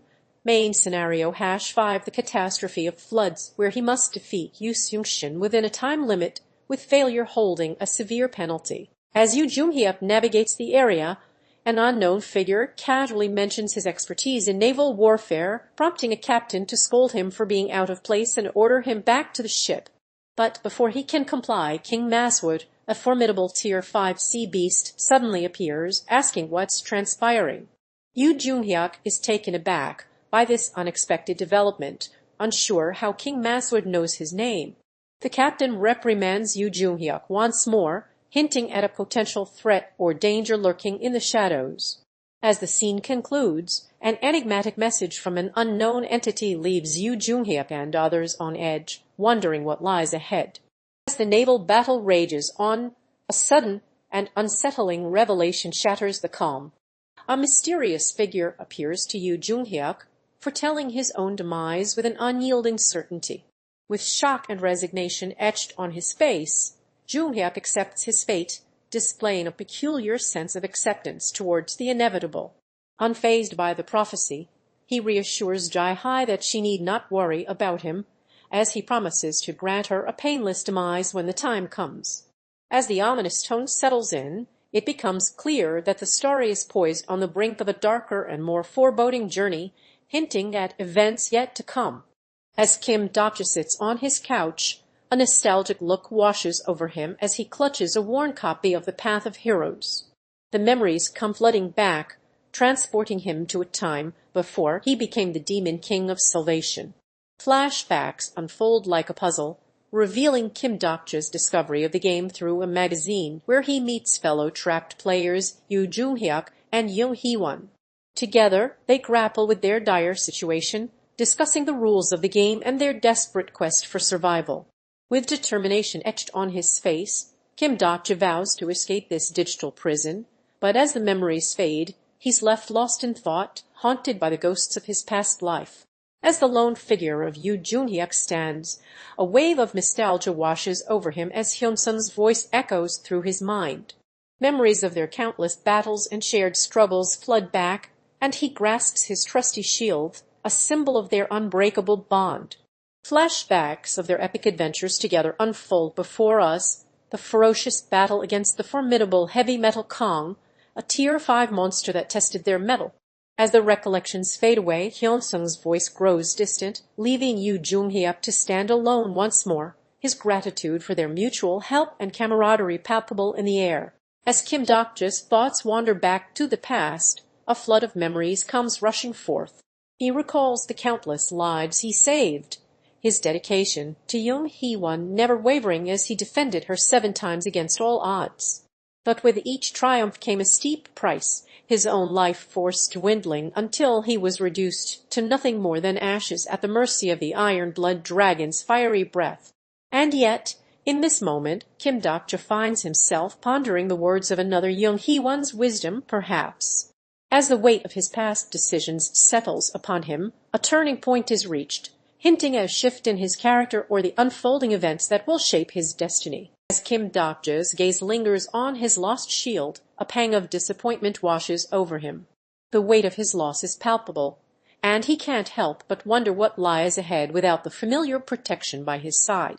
It's then that Yoo Joonghyuk appears, his presence a gentle reminder that even in uncertainty they must press on together. With a nod, Kim Dokja reveals his status as a follower and companion of the enigmatic Dokja Kim, their bond forged through shared struggles and unspoken understandings. As Kim Dokja sits in front of a seemingly endless white background, his world begins to unravel before his very eyes. A distorted image of himself appears on the screen with ominous words flashing above, "There's something different." The image shifts to reveal an abstract pattern, and Kim Dokja's confusion turns to concern as he tries to grasp something that isn't solid. His hand passes through the screen like it's a mere illusion. Disoriented and disbelieving, Kim Dokja searches his surroundings for answers, only to spot a blurry figure approaching him, prompting a desperate cry for help. As the scene fades away, Kim Dokja is left with more questions than answers, his worry etched on his face as he struggles to comprehend the strange phenomenon that has just befallen him. As the dust settles on the ravaged landscape, Kim Dokja stands amidst the ruins, his expression a picture of disillusionment. The destruction that surrounds him serves as a stark reminder of the catastrophic consequences of the Queen Murabud's orders. With a sense of frustration and disappointment, he questions the authority behind these decrees, wondering whose will is being followed. A flashback reveals the devastating aftermath of her actions, further fueling his uncertainty. As Kim Dokja continues to lament the situation, he begins to reflect on his own role as the Demon King of Salvation, his mind grappling with the weight of responsibility and duty. As the Demon King of Salvation, Kim Dokja stands watch over his camp. A sudden and unexpected threat emerges from the shadows. Queen Murabud materializes before him, her presence shrouded in confusion as she struggles to comprehend her own actions. Alarmed by this turn of events, Kim Dokja swiftly alerts his companions Yoo Joonghyuk and Young Hee-won of the impending danger, prompting them to spring into action. Meanwhile, the Queen's motives remain unclear, but her intentions are evident as she unleashes a physical assault on Kim Dokja and his friends. As the 329th round of the Tontuition event comes to a close, a wave of emotions washes over the characters. Kim Dokja, known as the Demon King of Salvation, looks relieved, his burden lifted after a long and arduous journey. Meanwhile, Yoo Joonghyuk's concern is palpable, hinting at the uncertainty that lies ahead. Young Hee-won and Lee Hyun-sung, on the other hand, can't contain their joy, basking in the triumph of this milestone. The atmosphere is electric as Yoo Sangah, Lee Gil-young, Shin Yoo-sung, Han Sooyoung, and Heavy Metal Kong all react to the outcome in their own unique ways. Amidst the chaos, congratulatory messages from the RIVE organization pour in, acknowledging the significance of this achievement. As Kim Dokja led his companions through the dense forest, they stumbled upon a clearing shrouded in an eerie atmosphere and marked by strange symbols etched into the trees. Yoo Joonghyuk cautioned that these markings might be a trap or warning, but Young Hee-won dismissed it as mere natural scenery.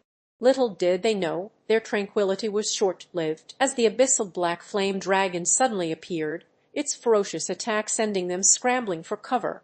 Kim Dokja sprang into action, harnessing his abilities to defend himself and his friends, while Heavy Metal Kong lent a hand in fending off the beast. After emerging victorious, the group decided to take a respite to recharge before pressing on, ever wary of the unknown dangers that lay ahead. Here is the transformed scene analysis report in the form of an engaging narration for a Manhwa recap video. As Yoo Seung-shin reflects on his past encounters with Jae-hai, his confidence and strategic thinking shine through. He recalls that Joonghyuk, Jihai's ally, has been meddling in their battles, calling him a bastard with good reason. Through his experiences with Jihai, Yoo Sangah has uncovered the secrets of this world, the sequel, and its mysterious rules. As he ponders the nature of this world and its connection to Jihai, it becomes clear that Joonghyuk's involvement is more significant than initially thought. With a hint of understanding, Yoo Sangah states that of course Joonghyuk found the meaning of this world, implying a deeper bond between the two. As Yoo Sangah materializes before his younger self, a resolute determination etches itself on his face. He reveals his true intention to eliminate the young version of himself, claiming that this drastic measure will reshape the future and prevent catastrophic outcomes from unfolding. The younger Yoo Sangah responds with a mix of curiosity and skepticism, prompting an intense conversation between the two versions. The scene then shifts to a series of flashbacks, exposing pivotal moments from Yoo Sangah's past that had led him to this point of desperation. With the flashback fading into the background, the older Yoo Sangah seizes the opportunity to take action, setting in motion a chain of events that will forever alter the course of his life and those around him. As the truth begins to unravel, Yoo Sangah's gaze falls upon his own hands, his expression etched with shock and concern. Suddenly he looks up, demanding answers from someone off-panel, his voice laced with anger. "What did you do to him?" The figure in question appears on the next page, shrouded in shadows, their identity and intentions unknown. Yoo Sangah's demeanor shifts, his anger giving way to determination as he presses for information. And just as the mystery begins to unravel, the scene ends with a cliffhanger, leaving us wondering what happened to him and what Yoo Sangah will do next. As the captain of the 44 companions, Yoo Sangah stands before a haunting memory. Dokja, Kim's fallen companion. The weight of their collective loss settles upon him like a crushing burden. He recalls the brutal battle that claimed so many lives, his guilt and grief manifesting in the depths of his eyes. In the heat of combat, he had made impossible choices, sacrificing some to save others. Now he wonders if it was all worth it. The morality of using his catastrophe possession ability, the cost of victory, these questions swirl in his mind like a maelstrom.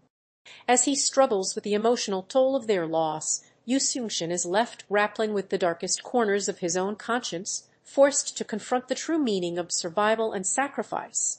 As Yoo Sangah stands firm, the imposing figure of Antanas, queen of the insects of Kronos, confronts him with an air of superiority. She reveals her true identity, flaunting her mastery over time itself by claiming to have destroyed 2 chronologies, leaving no doubt about her incredible power. The accusation that Yoo Sangah controls a child who manipulates her as a minion hangs in the balance, a challenge he accepts with an unyielding expressionlessness, betraying no hint of unease or vulnerability beneath his calm exterior. This tense standoff sets the stage for a confrontation that may unfold into a battle of wits or a strategic discussion about their opposing goals and abilities, leaving viewers on the edge of their seats as the stakes are raised. As the moment unfolds, Yoo Sangah's eyes gleam with admiration for something or someone, his expression a testament to his high standards. "I'm impressed," he declares, his voice laced with conviction, as he references the art of taming guides. This outburst reveals his competitive nature, driving him to excel in all aspects of life. Moreover, his words hint at a deeper sense of self-awareness as he speaks of his potential as a lord, implying aspirations of leadership and power. The conversation takes an intriguing turn when Yoo Sangah asks Dokja if he is Dokja, a query that probes the depths of their connection. The scene concludes with Yoo Sangah's words leaving a lasting impression on Dokja, as his confidence and ambition leave no doubt about his character. As the Ghost Fleet unleashes its devastating cannon fire, Yoo Sangah's thoughts are consumed by the recent battle that has left him questioning his abilities. Flashbacks of his confident strides against his opponents flood his mind, yet he can't shake off the nagging sense of defeat as he recalls their very survival. Frustration and confusion ride within him like a stormy sea as he struggles to grasp why he failed to harness his power effectively, leaving him feeling helpless and lost. Seeking answers, he resolves to confront his opponents once more, hoping to uncover the truth behind Dokja Kim's involvement in this twisted game of survival. Yoo Sangah's world is turned upside down as an unsettling presence addresses him by a name he's never known before, little boy. As he begins to feel the unwelcome sensation of a parasite taking hold, his usual confidence and control start to slip away. Fearing for his ability to fight against catastrophes, he questions whether even the most powerful among them can stand a chance against this unknown threat. His frustration grows as he struggles to exert any dominance over his own body, leaving him disoriented and confused in the face of uncertainty. As the scene fades, Yoo Sangah is left reeling from the implications of this new vulnerability, with only questions about what's to come hanging in the balance. As Yoo Sangah sits alone in the dimly lit room, his mind seems lost in thought, but suddenly an eerie voice pierces through the silence, making him jump and frantically scan his surroundings. The unsettling whispers continue to echo in his mind, asking questions that only serve to heighten his sense of unease and disorientation. Confusion and frustration etch themselves on his face as he struggles to comprehend the mysterious voice, demanding it to get out of his head with growing desperation. As Yoo Sangah sits atop a windswept cliff, the distant landscape blurs into the background as he becomes lost in the depths of his own thoughts. His gaze drifts back to a bygone era, memories of a past love or event flooding his mind. A piercing question suddenly breaks the silence. Why does it feel like I miss him? The uncertainty etched on his face suggests a tumultuous emotional struggle, as if his determination to defeat an adversary is constantly at odds with the nostalgia that lingers within. As the catastrophe's body looms in the background, Yoo Sangah's contemplative gaze hints at a profound shift within him. He begins to question the true nature of his plans, revealing a subtle yet significant change in strategy. The realization dawns that he wasn't always intended to follow this path, and with it, a sense of uncertainty settles over him like a shroud. As he ponders the reader's perspective, now activated at level 3 of Omniscient, Yoo Sangah's introspective nature takes center stage.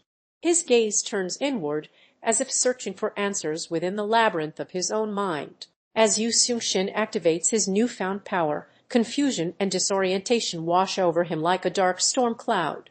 He's torn between the implications of possessing a catastrophe's body and the years of effort he's invested in his training. His thoughts are consumed by questions. Is this development connected to his conversation with Yoo Joonghyuk? Should he seize this opportunity or observe Yoo Sangah's actions instead?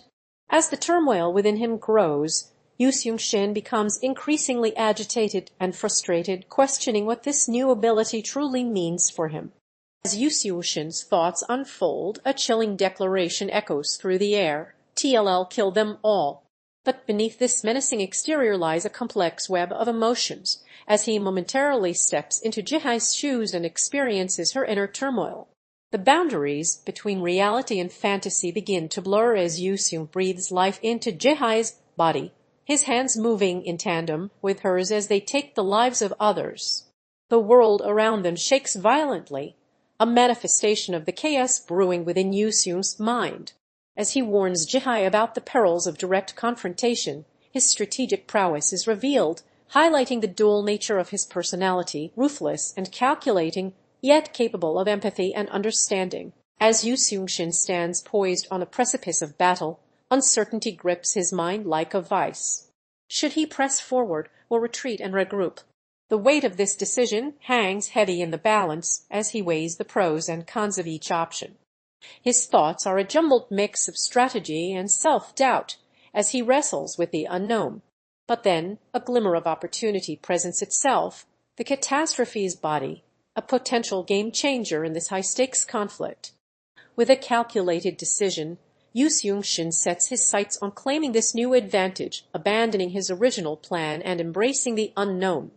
As the fourth wall shudders violently, Yoo Sangah's body crackles with an intense energy, as if it's on the verge of igniting. He reflects on a crucial moment during his battle with Jihai, when he deliberately altered his strategy to counter her attack.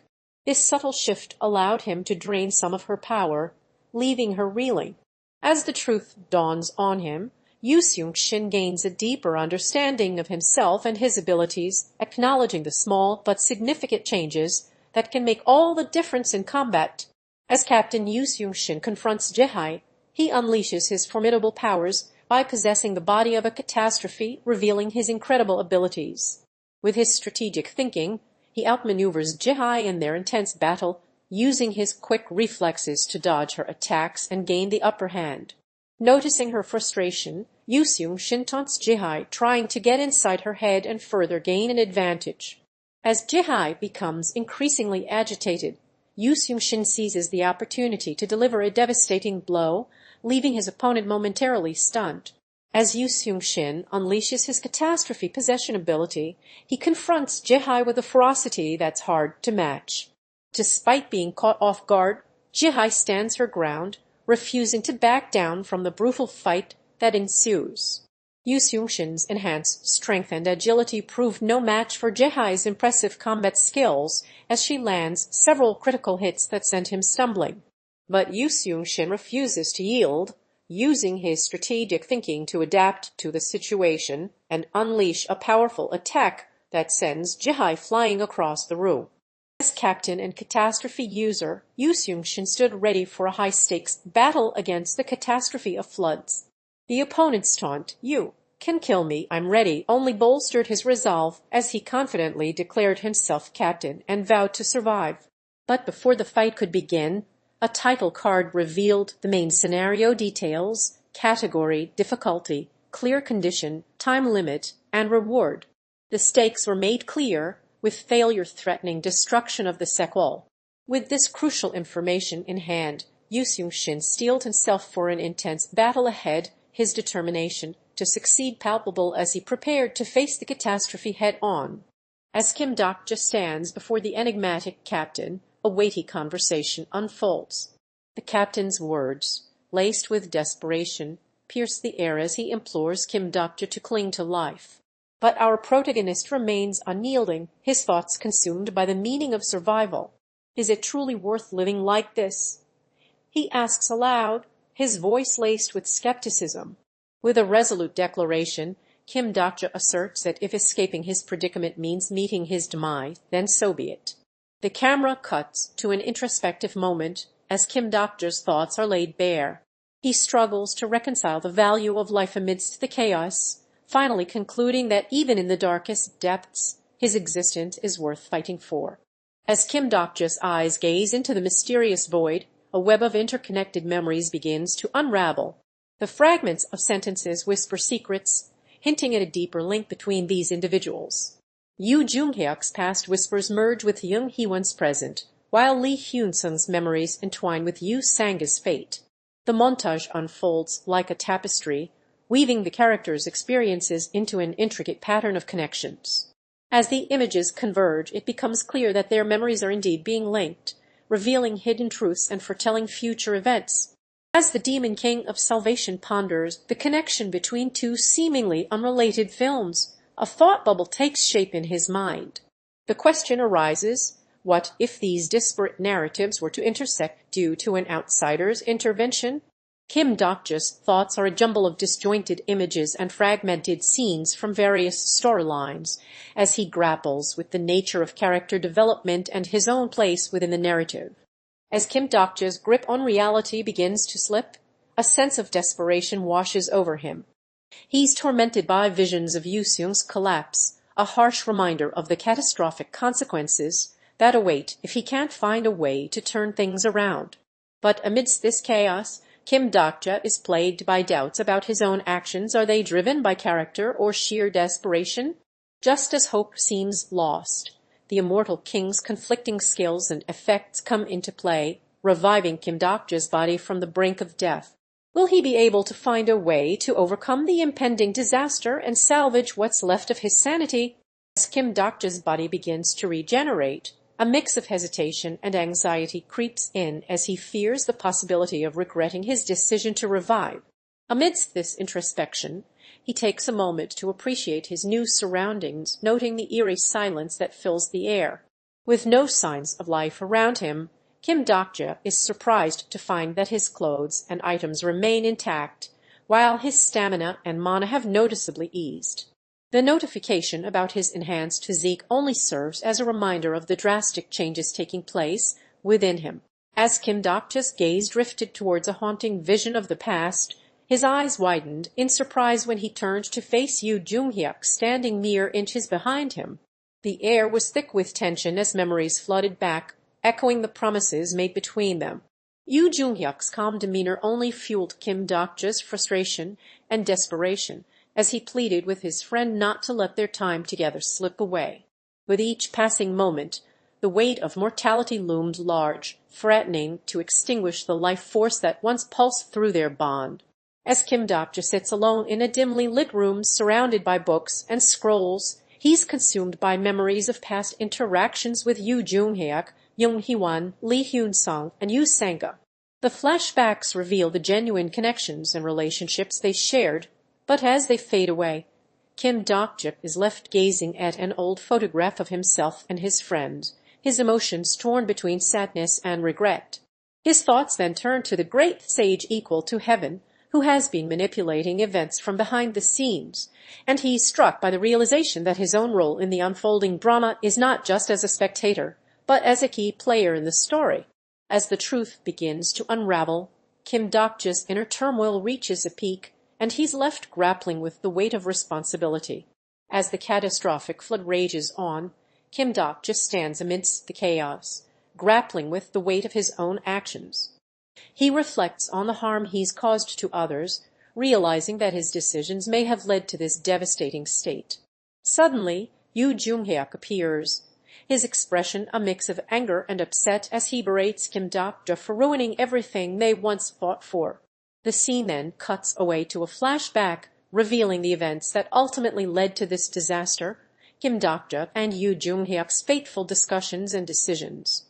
As the flashbacks conclude, Kim Dokja stands somberly, his eyes heavy with regret, as he comes to terms with the consequences of his actions. As Yoo Joonghyuk walked through the deserted alley, a figure emerged from the shadows, their eyes fixed intently on him. "I've been waiting for you," they said with an air of familiarity, sending a shiver down Joonghyuk's spine. His curiosity piqued. He demanded to know who this person was and why they'd been waiting for him. The mysterious figure's response was simple yet unsettling. They wanted to build the same world as Yoo Joonghyuk, their words dripping with an unspoken intensity that left Joonghyuk wondering what lay ahead. As the notification from Rivers Inc. flashes across his screen, Kim Dokja's eyes narrow with concern. The cryptic message killed a cataclysm sparks a flurry of questions in his mind, and he frantically checks the news and his phone for more information about this impending catastrophe. Finding none, he springs into action, his instincts telling him to prepare for the worst. With a sense of urgency, Kim Dokja readies himself, ready to face whatever disaster is about to unfold. As Kim Dokja stands firm, his authority and confidence radiate through the air. "I won't allow any objections," he declares, leaving no room for debate. Yoo Joonghyuk's skepticism grows as he questions Dokja's plan, seeking clarity on what it entails and why they should follow it. But Dokja isn't deterred, instead turning to his comrades for support, seeking their consent and approval. Lee Hyun-sung steps forward, offering his unwavering loyalty to the leader, solidifying Dokja's stance. The weight of his decision hangs in the balance, as alliances are forged and tensions rise. As Kim Dokja's frustration boils over, he erupts into a tirade of anger and resentment, his words laced with pain and recrimination as he confronts the past and the reality of his new world. "Damn it," he cries out, his emotions raw and unbridled as he relives the memory of a painful confrontation, his voice venomous as he accuses someone of always doing what they want. But as the scene shifts, Kim Dokja's anger gives way to unease and despair as he realizes that his world has changed forever, the 41st round he once knew lost to him. The people he loved and knew are gone, erased from existence across different timelines, leaving Kim Dokja alone in this desolate new reality. As Lee Hyun-sung's frustration boils over, she's consumed by the weight of her past, a tumultuous journey marked by pain and suffering. She recounts the years that have taken their toll, the struggles to connect with others who can't possibly understand her torment. In desperation, she yearns for release, but instead finds solace in the singular individual who grasps her anguish. Yoo, a regulator whose unique perspective allows him to see beyond the present. As she contemplates the fate of regressors living in contempt of events yet to come, Lee Hyun-sung's introspection reveals the depth of her turmoil and the isolation that has become her constant companion. As Kim Dokja ponders his past and the people he's saved, a complex web of thoughts unfolds before us. He contemplates saving someone because they'll become an ally in the future, yet acknowledges that none of this has happened. But he knows it will. He reveals that the person doesn't remember him and hasn't done anything wrong, only to believe they'll stay true to their destined life path. These events to Kim Dokja are definite. If he denies them, he can't move forward with his actions. As Kim Dokja ponders his precarious predicament, he decides to take matters into his own hands. Meeting with Yoo Joonghyuk, Jung Hee-won, Lee Hyun-sung, and Yoo Sangah, they converge on a crucial discussion about their ultimate goal, killing him in this world. The group weighs the merits of finding an escape route versus seeking external aid from the outside world. Yoo Joonghyuk proposes communicating with the outside world to secure help, while Jung Hee-won cautions against revealing their true identities. Meanwhile, Lee Hyun-sung and Yoo Sangah explore ways to exploit the information they've gathered. As Kim Dokja declares it's his new round, the air is charged with anticipation. But before he can take another step, Yoo Joonghyuk appears, refusing to let him pass despite Kim Dokja's apologetic tone. The standoff between these two strong-willed individuals seems insurmountable, but just as tensions reach a boiling point, a mysterious figure emerges from the shadows, wielding incredible power. The scene erupts into chaos as this unknown entity unleashes a devastating attack, prompting Kim Dokja to react with urgency, possibly to defend himself or others. Yoo Joonghyuk's expression betrays his surprise and concern, leaving us wondering what lies ahead in this tumultuous encounter. As Yoo Joonghyuk engages with constellations in a crucial conversation, it becomes clear that they have fundamentally different understandings of the situation at hand. Constellations believes that they have not broken any rules within the scenario, but Yoo Joonghyuk is adamant that something is amiss.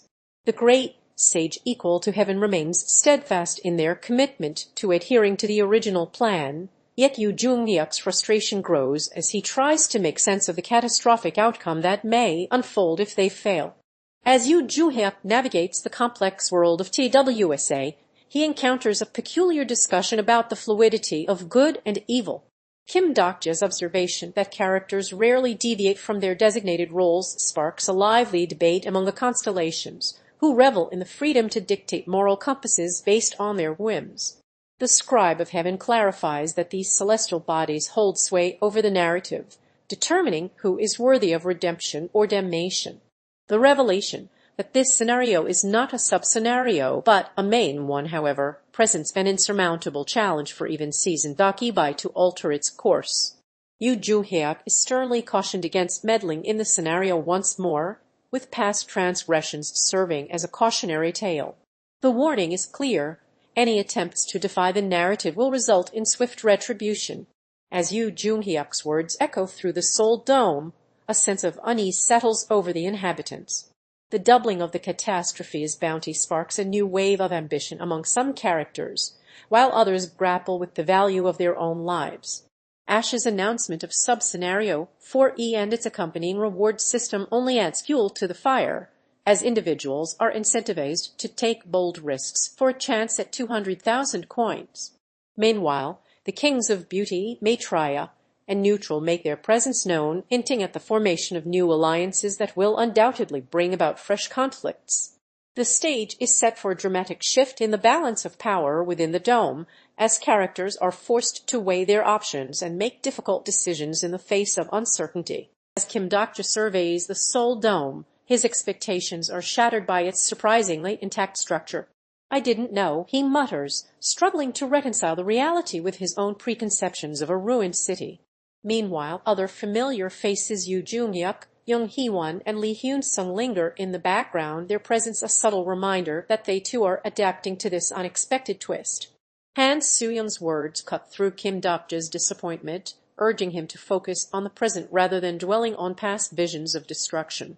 But Kim Dokja remains resolute, his gaze piercing with an unspoken determination. He has been thinking ahead, preparing for the challenges that lie ahead, and the uncertainty that hangs in the air is palpable. As Kim Dokja sat amidst the throne room's solemn silence, surrounded by the constellations, an air of unease settled over him like a shroud. The great sage equal to heaven materialized before him, its piercing gaze scrutinizing every move.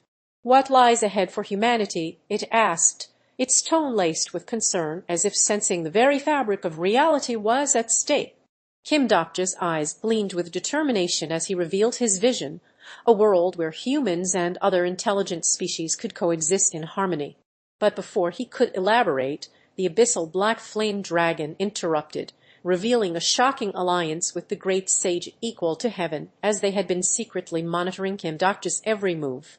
The weight of this revelation hung heavy in the air, leaving Kim Dokja's future actions shrouded in uncertainty. As Yoo Joonghyuk ponders his master plan, he recalls Lee Hyun-sung's words of wisdom, reminding him that violence is not the only key to entertainment. With a calculated mind, he reveals his strategy to win over the constellations by saving Yoo Sangah and manipulating their emotions. He cleverly uses words to evade censorship and sway the opinions of the star stream. His plan succeeds in making the constellations sympathetic towards his rebellion, rooting for him to change the scenario's outcome. But time is of the essence, with only a majority of the constellation's desires needed to alter the course of events. Yoo Joonghyuk must act swiftly, weighing the option to reward them or continue with the fifth scenario. As the urgent tone echoes in his mind, will he seize this chance or let it slip away? As Kim Dokja converses with the enigmatic constellations, a sense of unease settles in. The group's leader reveals their true identity as Incarnation Dokja Kim, praising Kim for his exceptional intelligence and potential danger. Yet, they also warn him that this very intellect may ultimately be his downfall. Intrigued by these ominous words, Kim Dokja presses the constellations for more information. With cryptic hints about their involvement in a larger scheme, the scene ends with an air of mystery, leaving Kim Dokja and the audience alike wondering what lies ahead. As Yoo Joonghyuk gazes upon the enigmatic cogwheel of scenario, his mind begins to whirl with questions. He approaches Kim Dokja, seeking clarity on this mystifying concept.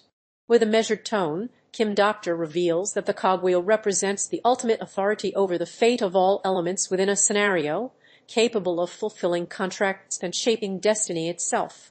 As Joonghyuk's understanding dawns, his eyes widen with realization, grasping the profound implications this concept holds for the story unfolding before him. As tensions mounted among the constellations, a pivotal decision was on the horizon. Young Hee-won's story took a dramatic turn as she and her peers grappled with the implications of a proposed change in direction. Despite warnings from the text that this shift was implausible, the majority of the group agreed to move forward, albeit with some dissenting opinions. The fate of their collective future hung in the balance as Yoo Joonghyuk and others weighed in on the issue. Meanwhile, Kim Dokja's influence loomed large, even from afar, as his impact on the proceedings was palpable. Amidst the turmoil, Young Hee-won stood at the forefront, her thoughts and actions shaped by the unfolding drama.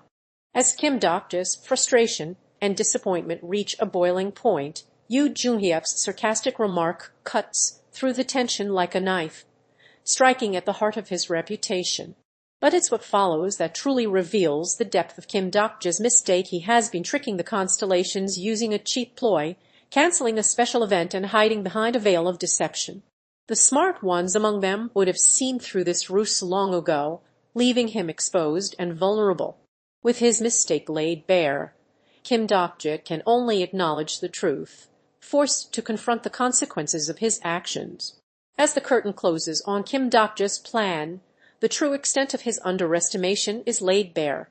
With a channel boasting an astonishing maximum capacity of 9,999 subscriptions, era when Jevnos materializes, revealing its vast potential. The mastermind behind this ruse is none other than Kim Dokja himself, attempting to gauge the reactions of those within the scenario. However, his cunning plan has backfired, as the three constellations have caught wind of his scheme and refuse to be duped once more. One of these powerful entities, even goes so far as to declare this the end of Kim Dokja's reign as Demon King of Salvation. As the dust settles, a series of haunting images reveal the devastating consequences of Kim Dokja's failure, leaving his future uncertain and shrouded in mystery. As Kim Dokja stands firm, his hand restraining Yoo Sangah's attempt to reach out to Han Sooyoung, a storm of emotions brews around him. The air is thick with tension as Yoo Sangah's rage boils over, threatening to never forgive Kim Dokja for this perceived betrayal. Lee Hyun-sung intervenes, his words cold and calculating, presenting the only apparent solution. But Shin Yoo-sung's suggestion of an alternative scenario sparks a glimmer of hope, leaving the audience wondering if there is indeed a way out of this moral quagmire. Meanwhile, the constellations above seem to be weighing in, their whispers hinting at a specific destiny that only they can see. As Kim Dokja's thoughts swirl with desperation, a fleeting spark of determination flickers within him. He dares to hope that he can defy fate and conquer the catastrophic forces threatening the world. Yet, this brief glimmer is swiftly extinguished as reality sets in, revealing the illusion for what it truly is. With his resolve wavering, Kim Dokja's mind begins to wander, and he wonders if perhaps there's a way out of this quagmire after all. The possibility of fulfilling his contract and advancing in the story gradually takes hold, injecting a newfound sense of purpose into his being as he sets his sights on an uncertain yet determined path forward. As Kim Dokja ventures through the game world, a fire burns within him to master its intricacies. His determination is palpable as he comes across a pivotal node, offering him the opportunity to acquire a new skill from a supporting actor. The actor presents Kim Dokja with an ultimatum: choose a skill that will shape his destiny. With calculated precision, he selects sentiments of the Beast King, and the world around him begins to shift. As the skill takes hold, Kim Dokja's progress is cemented with a level up, marking a significant milestone in his odyssey through this digital realm. As Kim Dokja faces off against Yoo Joonghyuk, who's stolen his skill, he reveals a sense of unease and vulnerability by asking Jung Hyun to cover him. But instead of engaging in an action-packed fight, Kim Dokja prioritizes stopping the WM catastrophe, showing a surprising level of strategic thinking. With a calculated move, he activates his personal skill and bookmark, revealing that he has a plan to stop the impending disaster. As Kim Dokja's hand hesitates over the page, the fate of the world hangs in balance. The whispered words of Yoo Joonghyuk echo in his mind, urging him to make a choice that will forever alter the course of history. Weighing the pros and cons of an alliance with Judge of Evil, represented by Yoo Joonghyuk, Kim Dokja's decision is made. With a resolute stroke of his pen, he writes down "Add Judge of Evil" to his growing list of allies. The outcome is far from certain, leaving behind a trail of uncertainty and anticipation as the Demon King of Salvation embarks on a new path. As Kim Dokja sits amidst a sea of ancient texts, his mind wanders back to the journey that has brought him to this point as the Demon King of Salvation. He recalls the trials he's faced, the people he's met, and the weight of responsibility that now rests upon his shoulders. His thoughts are interrupted by a longing for Yoo Joonghyuk, wondering if their paths will ever cross again. The burden of his new role weighs heavily on him as he ponders the sacrifices he must make for the greater good, his contemplation suddenly disrupted by the sound of footsteps outside his room. As Yoo Joonghyuk's progress bar reaches a new milestone, he's presented with a crucial decision: which skill to choose from the available options. Despite not being chosen as a judge, Joonghyuk makes the bold move to select his desired skill, defying expectations and sparking curiosity about his motivations. As Kim Dokja appears, seemingly puzzled by this choice, Joonghyuk's resolve is put to the test as he explains his reasoning behind the decision.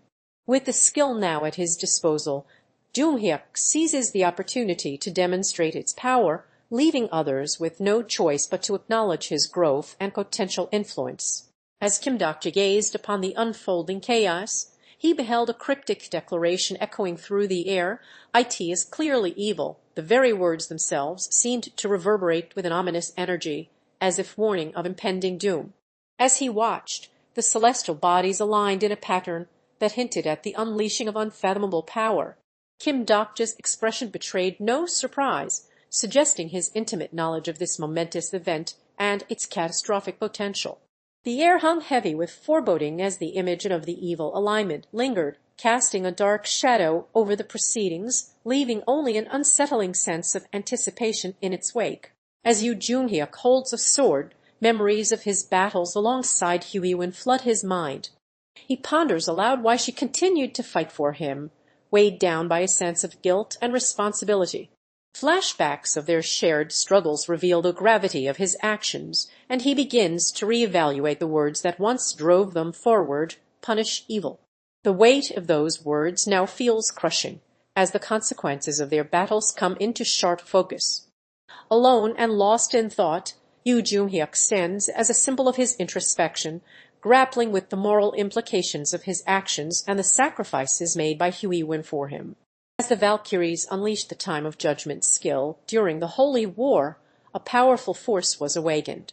This skill, imbued with the blessings of the archangels, granted protection to its user, ensuring their unwavering dedication and unyielding perseverance against all evil that threatened them. The promise held true. As long as one remained steadfast in the face of adversity, they would never falter or succumb to darkness. As Young Hee-won's face fills the frame, determination and resolve etch themselves across her features. She's about to face off against an evil that threatens everything she holds dear, the malevolent constellations, led by the great sage equal to heaven and the abyssal black flame dragon. With sword drawn, Young Hee-won charges forward, refusing to back down from the powerful foes before her. The battle rages on, with Young Hee-won's skills on full display as she dodges and counterattacks against the enemy's relentless assault. As the fight reaches its climax, Young Hee-won's determination boils over into a fierce cry of "ah!" as she unleashes a powerful attack that will leave her enemies reeling. As the monster gate bursts open, Kim Dokja's determination ignites, refusing to face the impending doom alone. With a commanding voice, he orders his allies into battle, urging them to fight off the relentless hordes of monsters pouring in from the other side. As chaos erupts around him, Kim Dokja takes charge, revealing a plan to contain the catastrophe unfolding before their eyes. Meanwhile, Yoo Joonghyuk engages in a cryptic conversation with an enigmatic figure who has made a pact with the devil to cross over into this world, adding an air of mystery to the already dire situation. As Kim Dokja's unease grows, he learns that Yoo Seung's soul has been pawned to a demon, a revelation that sets off a chain of events with grave consequences. Joonghyuk suggests this dark possibility, only for it to be confirmed. The demon has indeed claimed Yoo Seung's soul as its own. But the demonic deal doesn't end there. The Dakibai is now in possession of Yoo Seung's essence, further complicating the web of intrigue. As time ticks away, Kim Dokja becomes increasingly anxious, asking Joonghyuk how many minutes remain before something catastrophic unfolds. The answer, 30 agonizing minutes. And as the clock winds down, Kim Dokja can't help but wonder what fate has in store for him, a question that hangs precariously in the balance, leaving viewers on the edge of their seats. As the group of friends gathered to discuss their strategy for the impending battle against the 10th floor's notorious Beast King, their banter was laced with a mix of humor and skepticism. Yoo Joonghyuk, ever the calculating strategist, revealed his concept of scenarios, implying that even their seemingly spontaneous conversations were carefully planned. Meanwhile, Lee Hyun-sung showcased his impressive swordsmanship by effortlessly slicing through an invisible wall, leaving no doubt about his prowess in combat. Young Hee-won's concerns about the upcoming battle only served to underscore the gravity of their situation, prompting Kim Dokja to attempt to reassure her and the others that they would emerge victorious.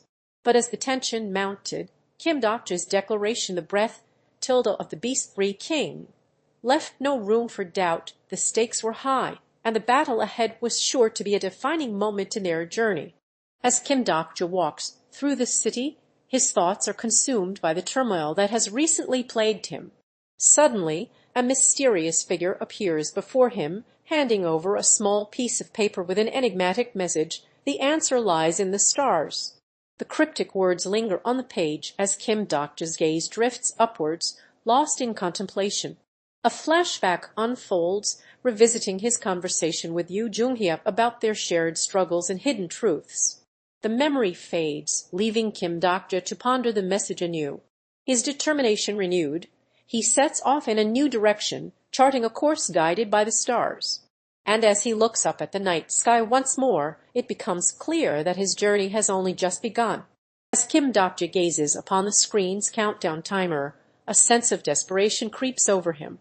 The ominous warning that failure will bring destruction to soul hangs precariously in the balance, and the unknown sender's chilling threat, "Take responsibility for your failure, or soul will burn," has left no room for doubt.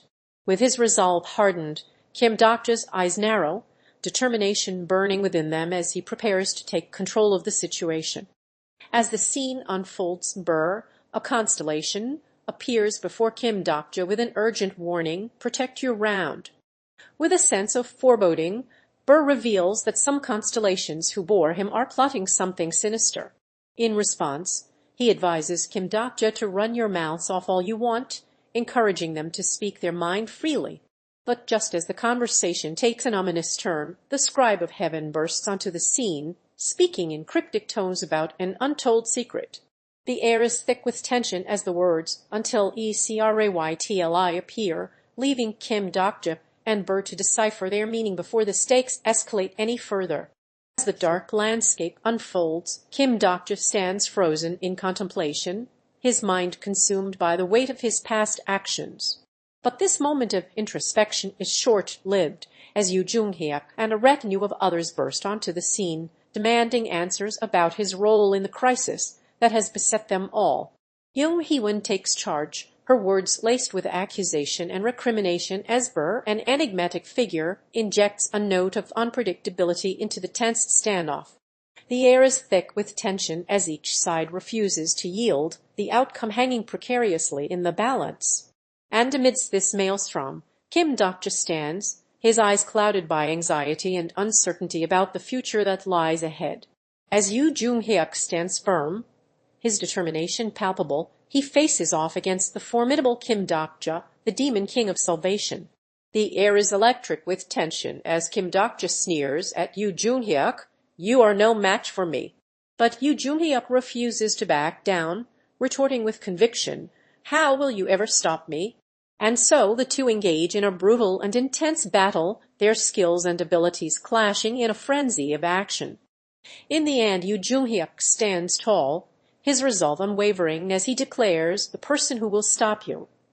A bold declaration that hints at the depth of his determination to overcome Kim Dokja's formidable power. As the weight of his responsibilities as the demon king of salvation threatens to crush him, Kim Dokja finds himself at a breaking point, his frustration and confusion boiling over. Feeling overwhelmed by the constant stream of information and decisions that need to be made, he decides to take a step back and delegate tasks to others, opting for a much-needed respite from the pressure. With a newfound sense of clarity, Kim Dokja declares an end to his involvement in the scenario, seeking relief from the burden of leadership and allowing others to take the reins. As the weight of fate bears down upon him, Kim Dokja stands at a crossroads, confronted by Yoo Hee-won's sudden arrival. Her solemn declaration that she is his last hope sparks a mixture of curiosity and trepidation within him. With her supporting constellation in tow, Yoo Hee-won reveals the extent of her preparation for this critical moment, leaving Kim Dokja to ponder the moral implications of her presence. As he reflects on his own experiences with the stigma of being branded as evil, Kim Dokja's thoughts are drawn to the blistering white flame that punishes those who stray from the righteous path. With the fate of his salvation hanging in the balance, Kim Dokja must weigh the pros and cons of trusting Yoo Hee-won, a decision that will have far-reaching consequences for all involved. As the golden headband's mysterious quote echoes through the air, Kim Dokja finds himself face to face with an enigmatic figure constellations, the great sage equal to heaven. The silence that follows his inquiry into Constellation's intentions only serves to heighten the tension, and it becomes clear that this being has been waiting for something, or someone. With a hint of omniscience, Constellations declares Kim Dokja to be a worthy opponent, leaving little doubt that their paths are destined to cross in the future. Kim Dokja's thoughts were lost in the digital haze as he gazed at his phone, his mind preoccupied with the weight of his circumstances. Suddenly, a notification burst onto the screen, shattering the silence. 15,000 coins, gifted by an unknown entity. Confusion crept across his face as he scrambled to make sense of this unexpected turn of events. His fingers danced across the screen, scouring for clues or hidden messages that might explain the mysterious windfall. As the seconds ticked by, Kim Dokja's expression shifted from surprise to cautious optimism, hinting at a turning point in his fortunes. As Kim Dokja stands alone, his gaze falls upon an image of the Korean people, his expression laced with pity.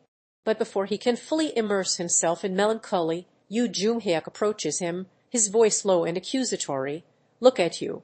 The words cut deep, striking a chord within Kim Dokja's defensiveness as he demands to be left alone. However, Yoo Joonghyuk refuses to back down, sharing his own tale of loss and pain, weaving a thread of understanding between their two worlds. As the emotional dam breaks, Kim Dokja's anger gives way to sorrow, and with it, a newfound sense of empathy washes over him as he regards Yoo Joonghyuk with a gaze filled with compassion. Kim Dokja sat in solitude, a sense of anticipation hung in the air. Suddenly Burr materialized before him, his presence as unexpected as it was imposing. Recognizing the creator of the flow, Kim Dokja's eyes narrowed with curiosity. Burr revealed that he had been monitoring Kim Dokja's progress in the game and was impressed by his abilities.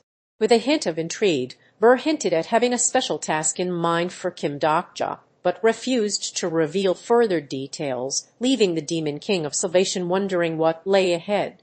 As the weight of his impending death settles upon him, Kim Dokja's doubts begin to swirl like a maelstrom in his mind. "Am I going to die now?" he asks aloud, rationalizing that even the mighty beast lords cannot survive such grievous injuries.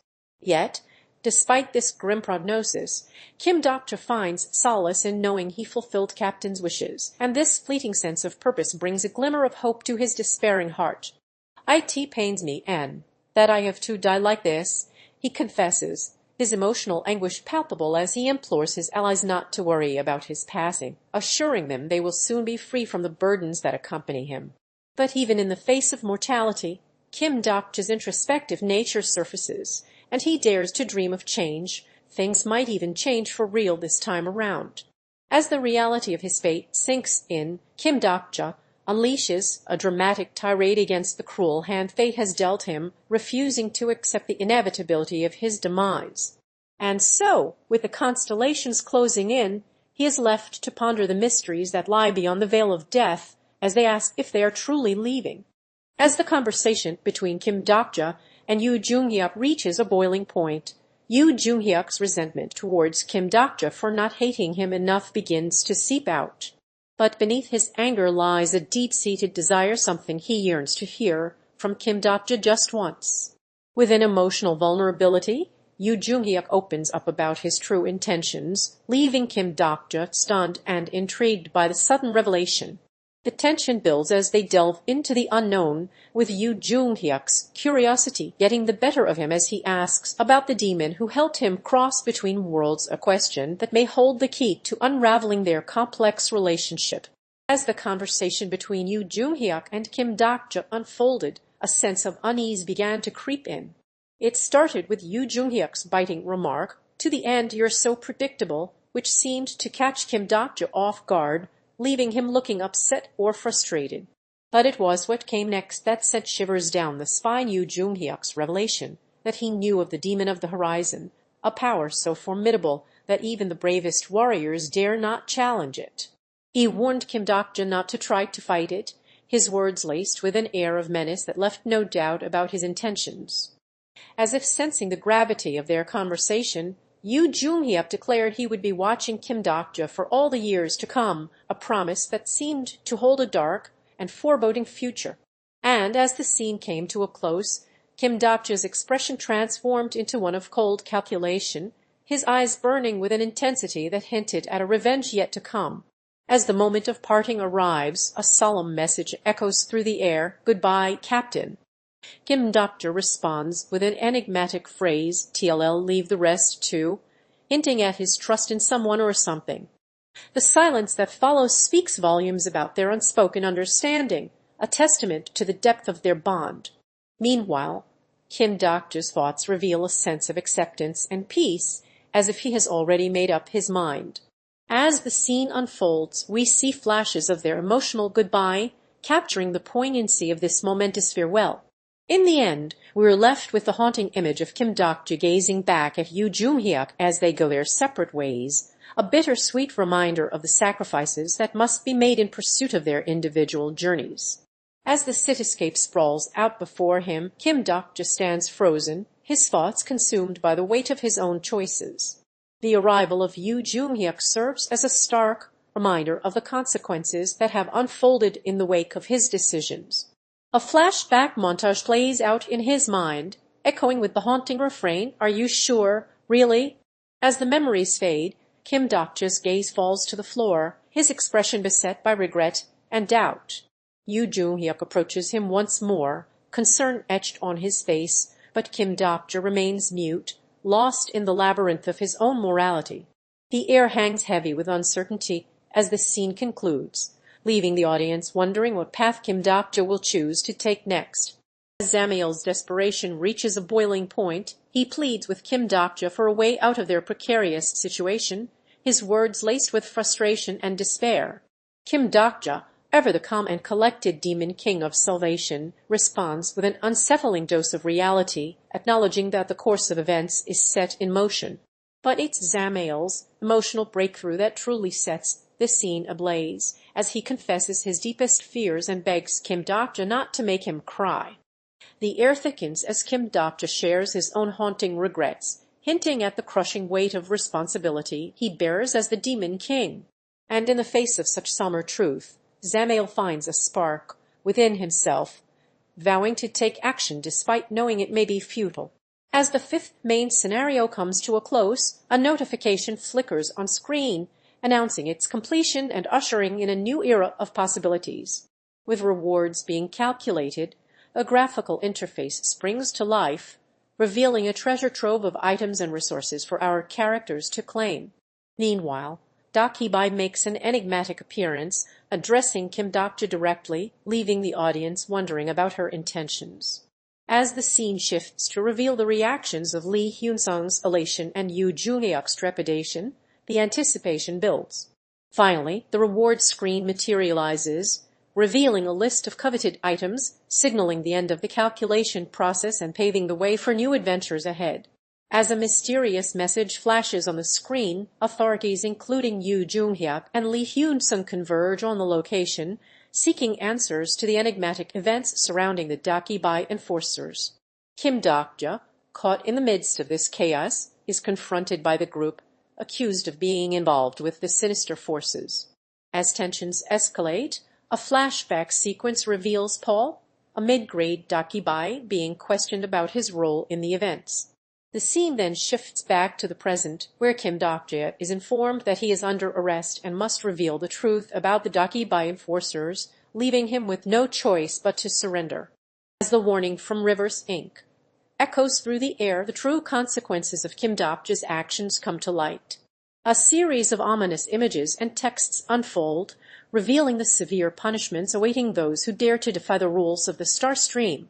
And at the center of it all stands Kim Dokja, now revealed as a demon king, his role in breaking the rules laid bare for all to see. The weight of his actions hangs heavy in the balance as the repercussions of his defiance threaten to upend the very fabric of reality itself. As Dr. Kim's perfect scenario comes to a close, he finds himself facing a daunting proposition from the enforcers. They reveal that his fate hangs in the balance, threatening to strip him of his achievements and demote him to a low-grade Dakibai if he doesn't comply with their demands. The stakes are high as they present him with an ultimatum: remain silent about the scenario or face the consequences. But Dokja's curiosity gets the better of him, and he asks for an explanation of what went wrong. The enforcer's response is cryptic, suggesting that he should look to the constellations for answers.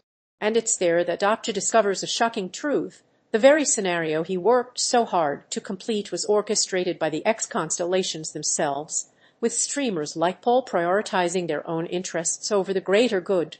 As the reality of his situation sets in, Dokja realizes that he has stumbled into a far larger web of intrigue and deception.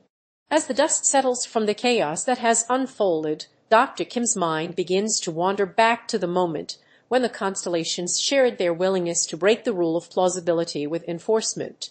The weight of responsibility hangs heavy in the air as he questions whether it was truly necessary to take such a drastic measure. Meanwhile, Paul's expression turns contemplative, his hesitation a telling sign that not everything is as it seems. It becomes clear that he had a choice to make, one that would have far-reaching consequences. The administration of the Seoul Dome's emergency is but one example of the aftermath, a small part of the larger puzzle that Paul has set in motion.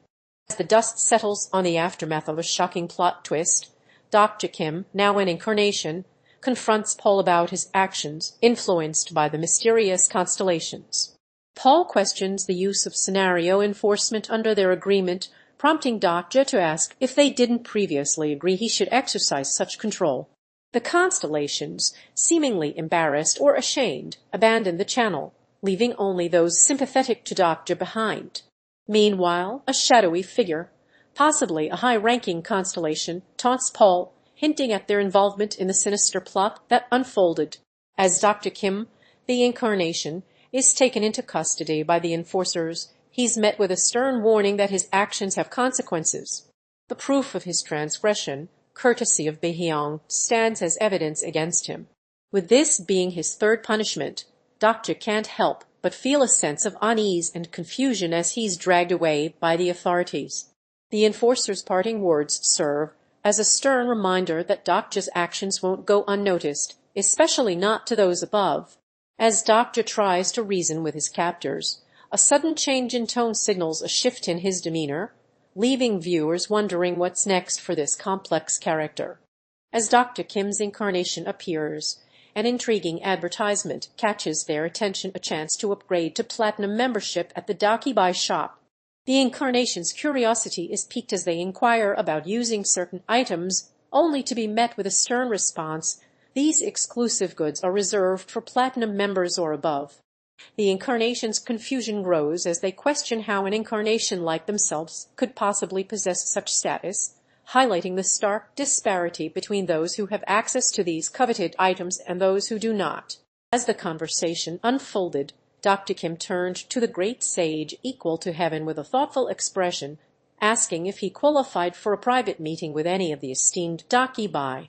The enigmatic figure, wise beyond measure, presented Dokja with an opportunity to choose from the mid to high-grade Dakibai at Platinum, an exclusive group of beings renowned for their exceptional abilities.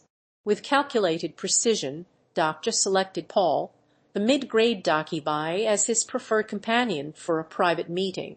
And so the moment of truth arrived as Dokja and Paul sat down together, their conversation marked by intrigue and anticipation. As Dr. Kim seeks permission from an unknown authority to meet with Paul privately, the hint of a complex relationship begins to unravel. The permit granted for this clandestine meeting suggests that Dokja has a connection with Paul, one that requires clearance and approval. As she receives the document detailing their private encounter, the words, "We will permit an private meeting with the prisoner," Paul reveal the truth about Paul's status as a prisoner, shrouded in secrecy. In a private meeting, Dr. Kim finds himself face to face with an enigmatic figure who seems to know his deepest secrets. As they engage in a game of cat and mouse, the air is thick with tension and veiled threats.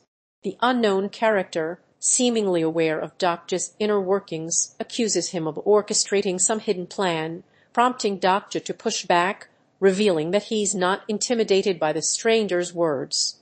But the mysterious figure remains unfazed, dropping subtle hints about his own knowledge and capabilities, leaving Dokja with a sense of unease as they both acknowledge the precarious nature of their situation. As Dr. Kim's incarnation confronts the Trojans, a tense atmosphere unfolds. The incarnation accuses them of making a grave mistake, revealing that special rules govern those who exploit private meetings. The gravity of their offense becomes clear as the incarnation mentions that they've harmed a dakibai, an act that will not be tolerated. Despite the Trojans' attempts to defend themselves, the incarnation remains unfazed, its power and authority palpable. But what's truly remarkable is the revelation of its true strength, having earned an impressive 905,902 coins thanks to the Trojans' actions, solidifying its platinum-ranked status as a formidable incarnation. As the curtain opens, Dr. Kim's thoughts are consumed by the weight of promises, etched in his mind like a solemn vow. The enigmatic phrase, "This is the first of the promises I have to keep," echoes through his mind, setting the tone for the journey ahead. Amidst this introspection, a cryptic message materializes, its meaning shrouded in mystery, IFY opos ros xzbzs. The incarnation's gaze lingers on these strange symbols, as if unraveling their significance holds the key to unlocking his destiny. Meanwhile, the publication information serves as a reminder of the vast scope and scale of this unfolding tale, hinting at a world beyond the confines of reverse NES logo. As Yoo Sangah confronted Kim Dokja, his frustration boiled over at the perceived waste of time in their current scenario. "You're only thinking about gains and losses," he accused, highlighting the stark difference between human and demon king perspectives on existence. But Kim Dokja remained unmoved, asserting that as an outsider to the scenarios, he had no stake in the game. The tension mounted as Yoo Sangah brought up his friend's death, urging Kim Dokja to put aside his stubbornness and listen to reason. Yet Kim Dokja stood firm, clarifying that humans often find purpose in meaningless activities like this very scenario. As flames engulf him, Constellation remains steadfast, refusing to play along with Kim Dokja's demands. The demon king of salvation seethes with frustration, his annoyance evident as he presses for answers about Yoo Sangah's location. The threat of dire consequences hangs in the air as Kim Dokja's eyes narrow, urging Constellation to comply. But the prisoner of the golden headband remains resolute, their unease and concern growing as the stakes escalate. As the demon's laughter fills the air, it becomes clear that their torment has already been extensive before this encounter. One of them questions Kim Dokja, implying that he has likely bribed someone to get where he is today, and he confirms this while still possessing a stash of coins. But the demons aren't done yet. They reveal that they've handed over the dakibai beast Lord Yoo Sangah as part of their transaction with him. Kim Dokja's denial of knowledge about any contract suggests uncertainty and potential unease on his part, hinting at more complex developments to come. As Kim Dokja stands poised for action, he reveals a crucial detail: he has borrowed the power of the archangels, but their contract is nullified. Just as he's about to proceed, Yoo Joonghyuk bursts in, his intentions unclear, and warns that Kim Dokja won't be able to contact anyone once he leaves. Undeterred, Kim Dokja outlines a plan, instructing others to keep a channel open and asking them to maintain order while he's away. With no dissenting voices raised, Kim Dokja takes the next step, his path forward now clear. As the mysterious conversation unfolded, an unknown character summoned the enigmatic figure known as the lover of the abandoned labyrinth, sparking a chain of events that would shake Kim Dokja's understanding of mortality. The unknown character revealed the devastating news that Yoo Sangah had passed away, but offered solace to Kim Dokja by sharing his own experience with reviving himself using his sentiments of the Beast King's skill twice. In fact, as Kim Dokja sought clarification on this promise, the unknown character cautioned him against rushing into revival, citing its unpredictable consequences. As Kim Dokja's determination burns brighter, he vows to bring Yoo Sangah back to life, no matter what it takes. His promise is simple: as long as she doesn't give up, he'll find a way to revive her. But the road ahead won't be easy if Yoo Sangah's soul has indeed entered the labyrinth of worlds. Kim Dokja knows it'll be an impossible task. He explains that no matter where a soul originates from, every soul must pass through the afterlife upon leaving this world. With this knowledge in mind, Kim Dokja sets his sights on striking a deal with the constellation involved in the afterlife, hoping to gain leverage against the odds. And so he proposes a deal to Olympus itself, willing to make whatever sacrifices necessary to bring Yoo Sangah back from the brink of death. As Kim Dokja summoned a mysterious figure, his anticipation grew with each passing moment. Suddenly, the king of the underworld materialized before him, its ominous presence filling the air. "It's time for you to keep your second promise," it declared, its voice dripping with an otherworldly intensity. The king's eyes bore into Kim Dokja, seeking answers. "Can you tell me what your supporting constellation whispered in your ear?" The words echoed in Kim Dokja's mind as he shared the conversation, revealing a cryptic message about a rich knight and someone who couldn't be called. As the weight of Hades' powers settles upon him, Kim Dokja's thoughts turn to Ariadne, a constellation shrouded in mystery. The demon king of salvation can't help but wonder if it's possible to revive Yoo Sangah, his dearly departed companion, without incurring any penalties. He ponders the king of no-killing effect, weighing the pros and cons of such an action. But as he delves deeper into the concept, Kim Dokja is forced to confront the harsh reality: reviving the dead is impossible in principle.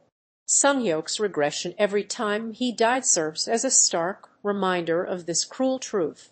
With his plans set in motion, Kim Dokja apologizes for not being able to reveal more information at this time and states that he has made his move, now waiting patiently for the constellations to take the bait. As the dust settles on their latest victory, Kim Dokja and Yoo Joonghyuk gather around a computer surrounded by screens pulsing with data. Their conversation turns to the future, and Kim Dokja's eyes gleam with an ambitious intensity as he reveals his plan to create a new world. But Yoo Joonghyuk is skeptical, questioning the feasibility of such a massive undertaking and its potential consequences. Undeterred, Kim Dokja delves deeper into his vision, citing the novel way of the world as the key to unlocking this new reality. As the debate concludes, it's clear that Kim Dokja remains resolute in his pursuit of creating a new world, driven by an unwavering conviction that has propelled him thus far. As Kim Dokja takes charge, he announces a temporary takeover of reward calculation, diving into the intricacies of the fifth scenario's additional rewards. Meanwhile, Yoo Joonghyuk receives crucial guidance on utilizing a common healing potion, with Kim Dokja emphasizing its significance and cautioning against reckless use in hazardous locations. Later that night, major contributors can expect to receive their well-deserved compensation.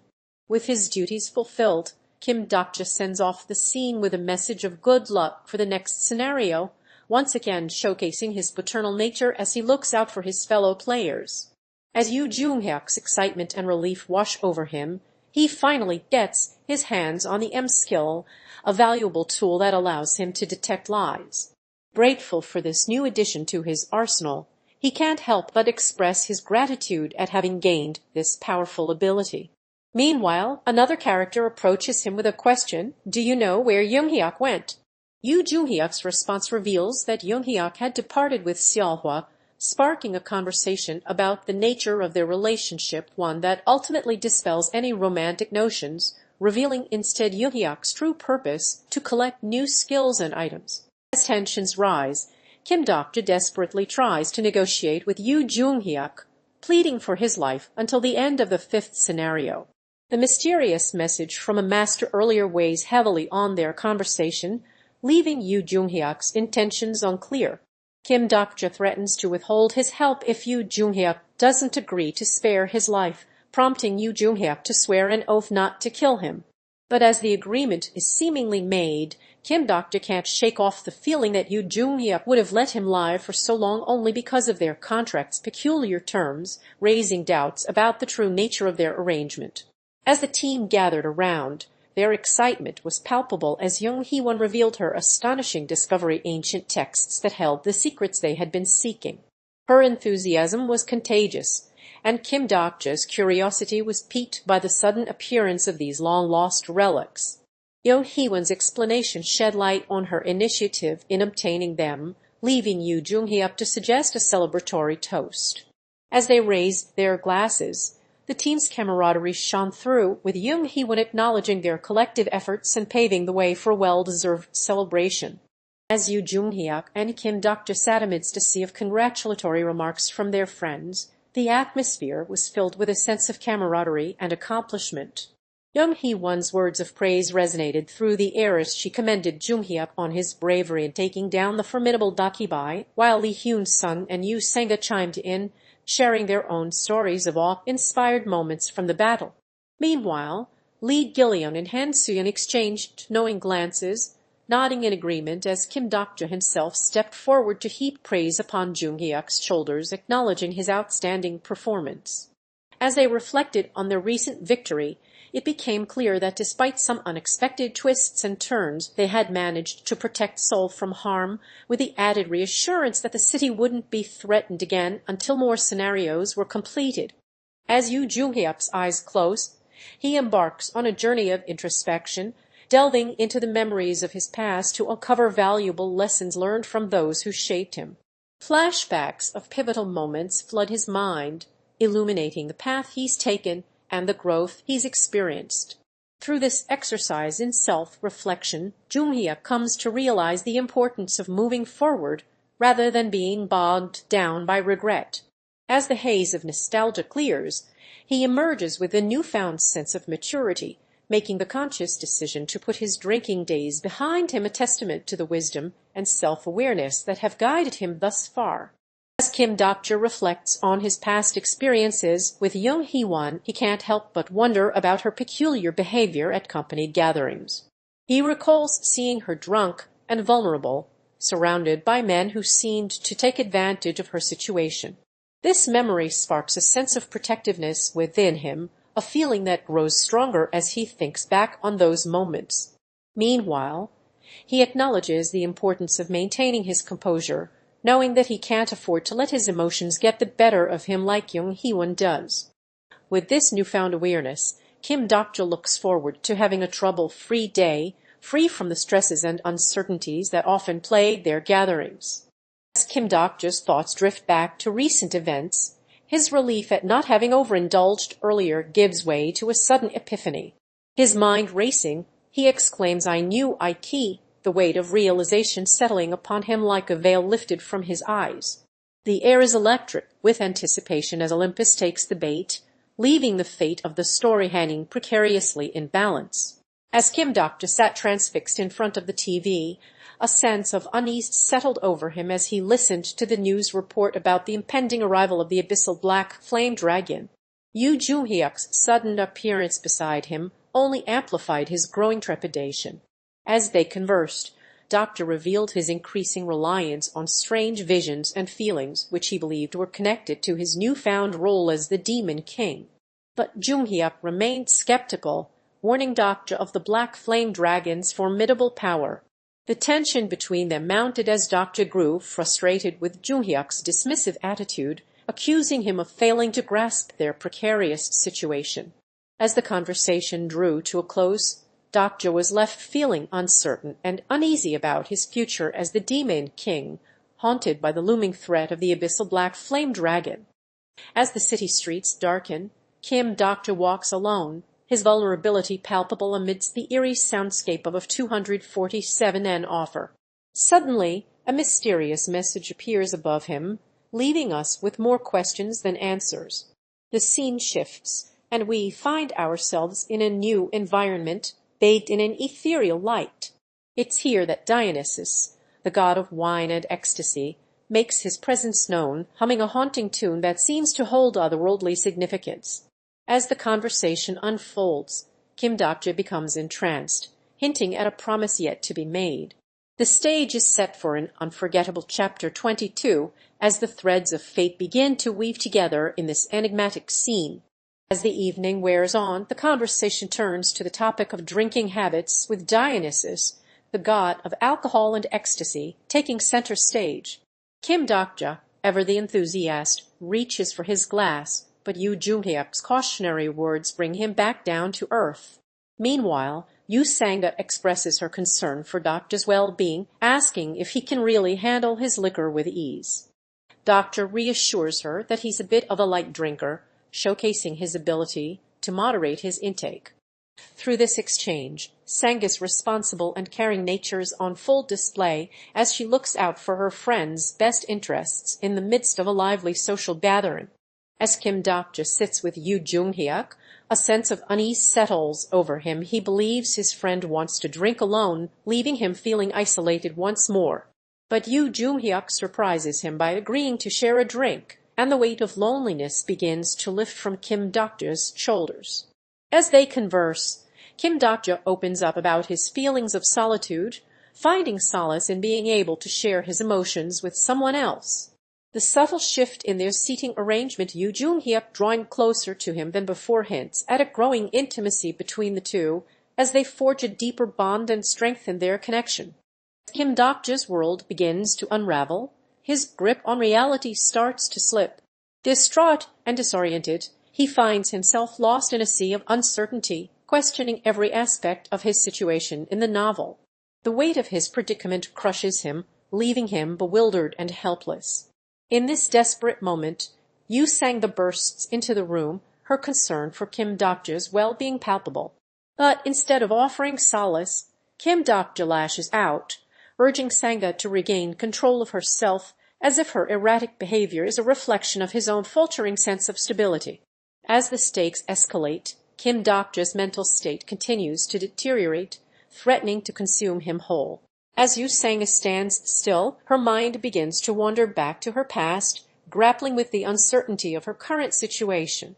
She's stunned that something like this could have happened to her, wondering what she was doing just moments before to lead her down this path. Her thoughts swirl with a mix of emotions, leaving her feeling pitiful and lonely. But then something unexpected happens. Her personal skill, other world, kicks in, giving her a newfound perspective on the world around her. As she comes to terms with this new ability, determination and curiosity begin to simmer beneath the surface, hinting at a brighter future ahead. As the gods of the other world gather in the great hall, Yoo Joonghyuk ponders an unusual phenomenon, Dionysus's direct communication with them. Young Hee-won points out that only top constellations can achieve this feat without relying on an incarnation or dakibai as a medium, making it a strain on credibility. This sparks a debate about Dionysus's power level, with Yoo Joonghyuk questioning why he doesn't appear before them, hinting at the possibility of hiding his true strength. Rian counters that even if Dionysus were powerful enough to fight, the consequences would be catastrophic, leaving Seoul in ruins. As Yoo Joonghyuk engages with Dionysus, the conversation takes an unexpected turn when Dionysus reveals the shocking truth behind his birth. The god explains that he was conceived between Zeus and Princess Semele of Thebes, a tale that raises more questions than answers for Yoo Joonghyuk. Dionysus shares the legend of his own conception, revealing Hera's jealousy-driven scheme to disguise herself as a nanny and manipulate Semele into making a fatal mistake. Semele's tragic demise serves as a stark reminder of the consequences of her actions, leaving Yoo Joonghyuk with a newfound understanding of Hera's motivations. As Kim Dokja ponders his mother's identity, he can't help but feel a sense of intrigue wash over him. She isn't the Princess of Thebes, or so he thought. Her exceptional reading skills and intelligence are just a few clues that hint at more to her story. His mother reveals two legends about herself, one claiming she is Princess Semele of Thebes, and another where she is Persephone, wife of Hades. The complexity of these stories sparks Kim Dokja's curiosity, leaving him yearning for the truth behind his mother's mysterious past. And with her words still echoing in his mind, he finds himself joining a party with Hee-won, driven by an insatiable desire to uncover more about his mother's enigmatic identity and the legends that surround it. Kim Dokja's mind races. He concocts a plan to draw out Dionysus by exploiting the god's maternal ties to Persephone. His thoughts unfold like a puzzle as he realizes that if Dionysus is indeed her son, it may be possible to establish a channel of communication with her. The faint memory of someone skilled on the lyre resurfaces, but Kim Dokja's cautionary tale serves as a warning against getting too close to the gods. With this newfound insight, he vows to make different choices and avoid repeating the mistakes of others, setting his sights on a potentially game-changing strategy in his quest for answers.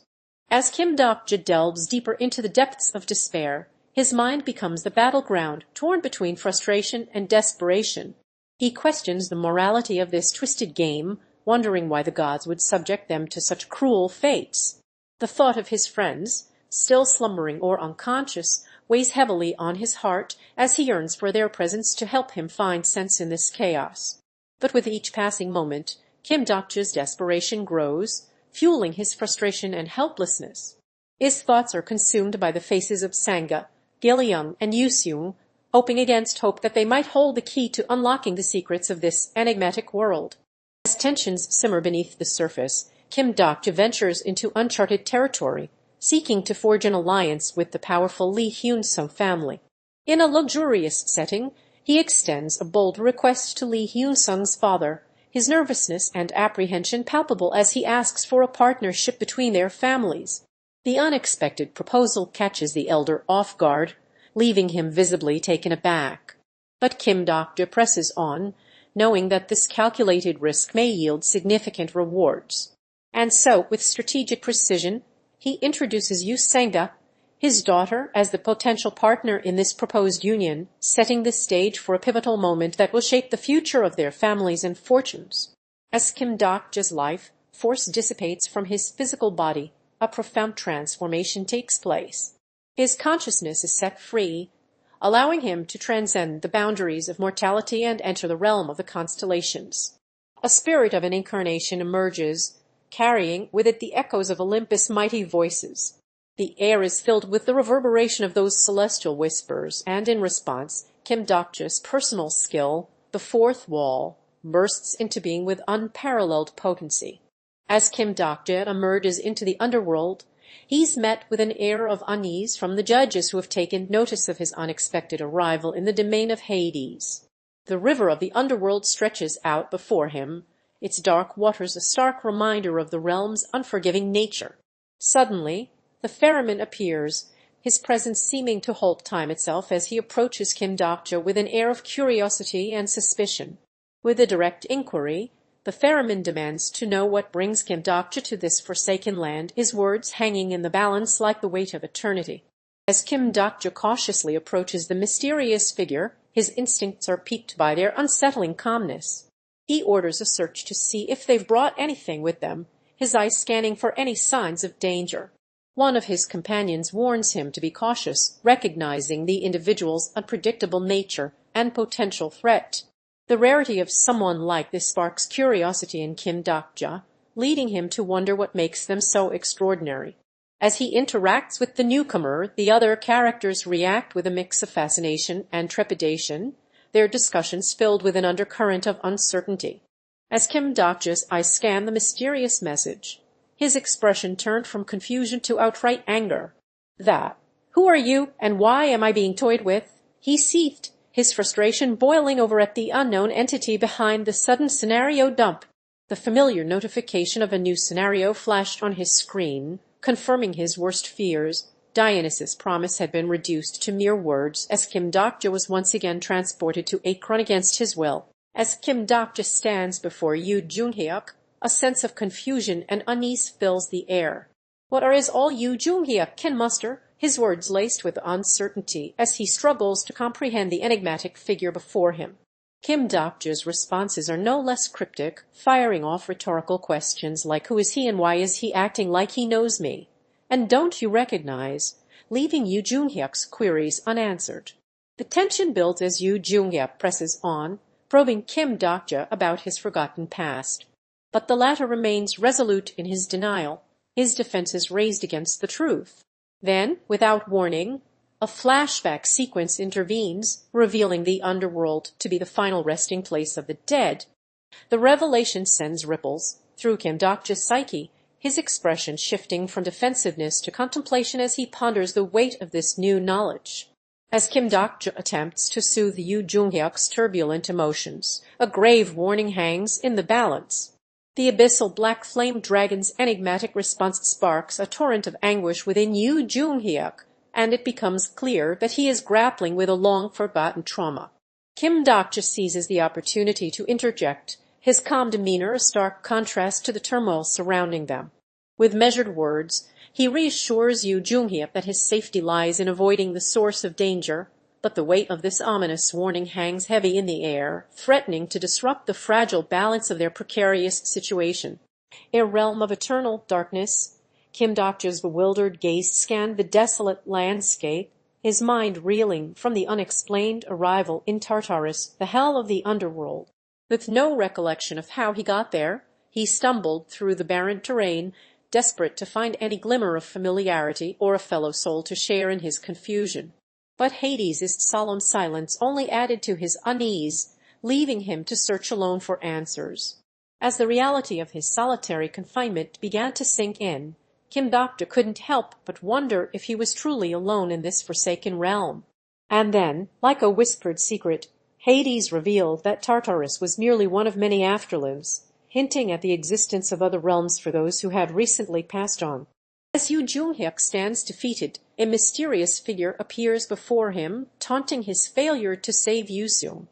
The stranger's harsh words pierce through the air, ridiculing Yoo Joonghyuk for thinking love is worth dying for and accusing his generation of being weak-willed. But amidst the verbal onslaught, a glimmer of hope emerges as the figure reveals that Yoo Sangah's spirit has not yet crossed into this world, meaning she still lives on in some form. However, with her spirit hailing from another realm, it's only a matter of time before she's exiled from our world forever. Determined to prevent this fate, Kim Dokja, the demon king of salvation, sets out on a quest to find Yoo Sangah's spirit before it's too late. As Hades reveals his plan for Gigantomachia, he's already taken the first steps towards unleashing chaos. He confronts Yoo Joonghyuk, inquiring about his presence at the location, only to be met with skepticism as Joonghyuk questions Hades' motivations. But instead of rebuffing him, Hades extends an unexpected offer, inviting Joonghyuk to join him on this path of destruction. As he showcases a Titan soldier, it becomes clear that Hades is prepared for the impending battle, his proactive approach setting him apart from other Olympian gods who remain idle. Just as tensions begin to escalate, a message arrives warning Hades that the overseers are closing in, but will he be ready to face them? Kim Dokja receives a direct order from Yoo Joonghyuk, detailing exactly what he must do and where he needs to go. The instruction is clear: pretend to work hard if he's new to the location, emphasizing the importance of maintaining this faida. With no further words spoken or actions taken, the scene comes to a close, leaving Kim Dokja to follow through on Yoo Joonghyuk's commands. As the darkness parted, a fiery behemoth emerged before Kim Dokja, its presence commanding attention. The abyssal black flame dragon's words were laced with an air of gravity as it revealed that it had come to guide him in breaking 3 promises that would shape humanity's fate. Initially hesitant, Kim Dokja agreed to receive the dragon's guidance, and the entity instructed him to claim the hammer, a symbol of his destined role.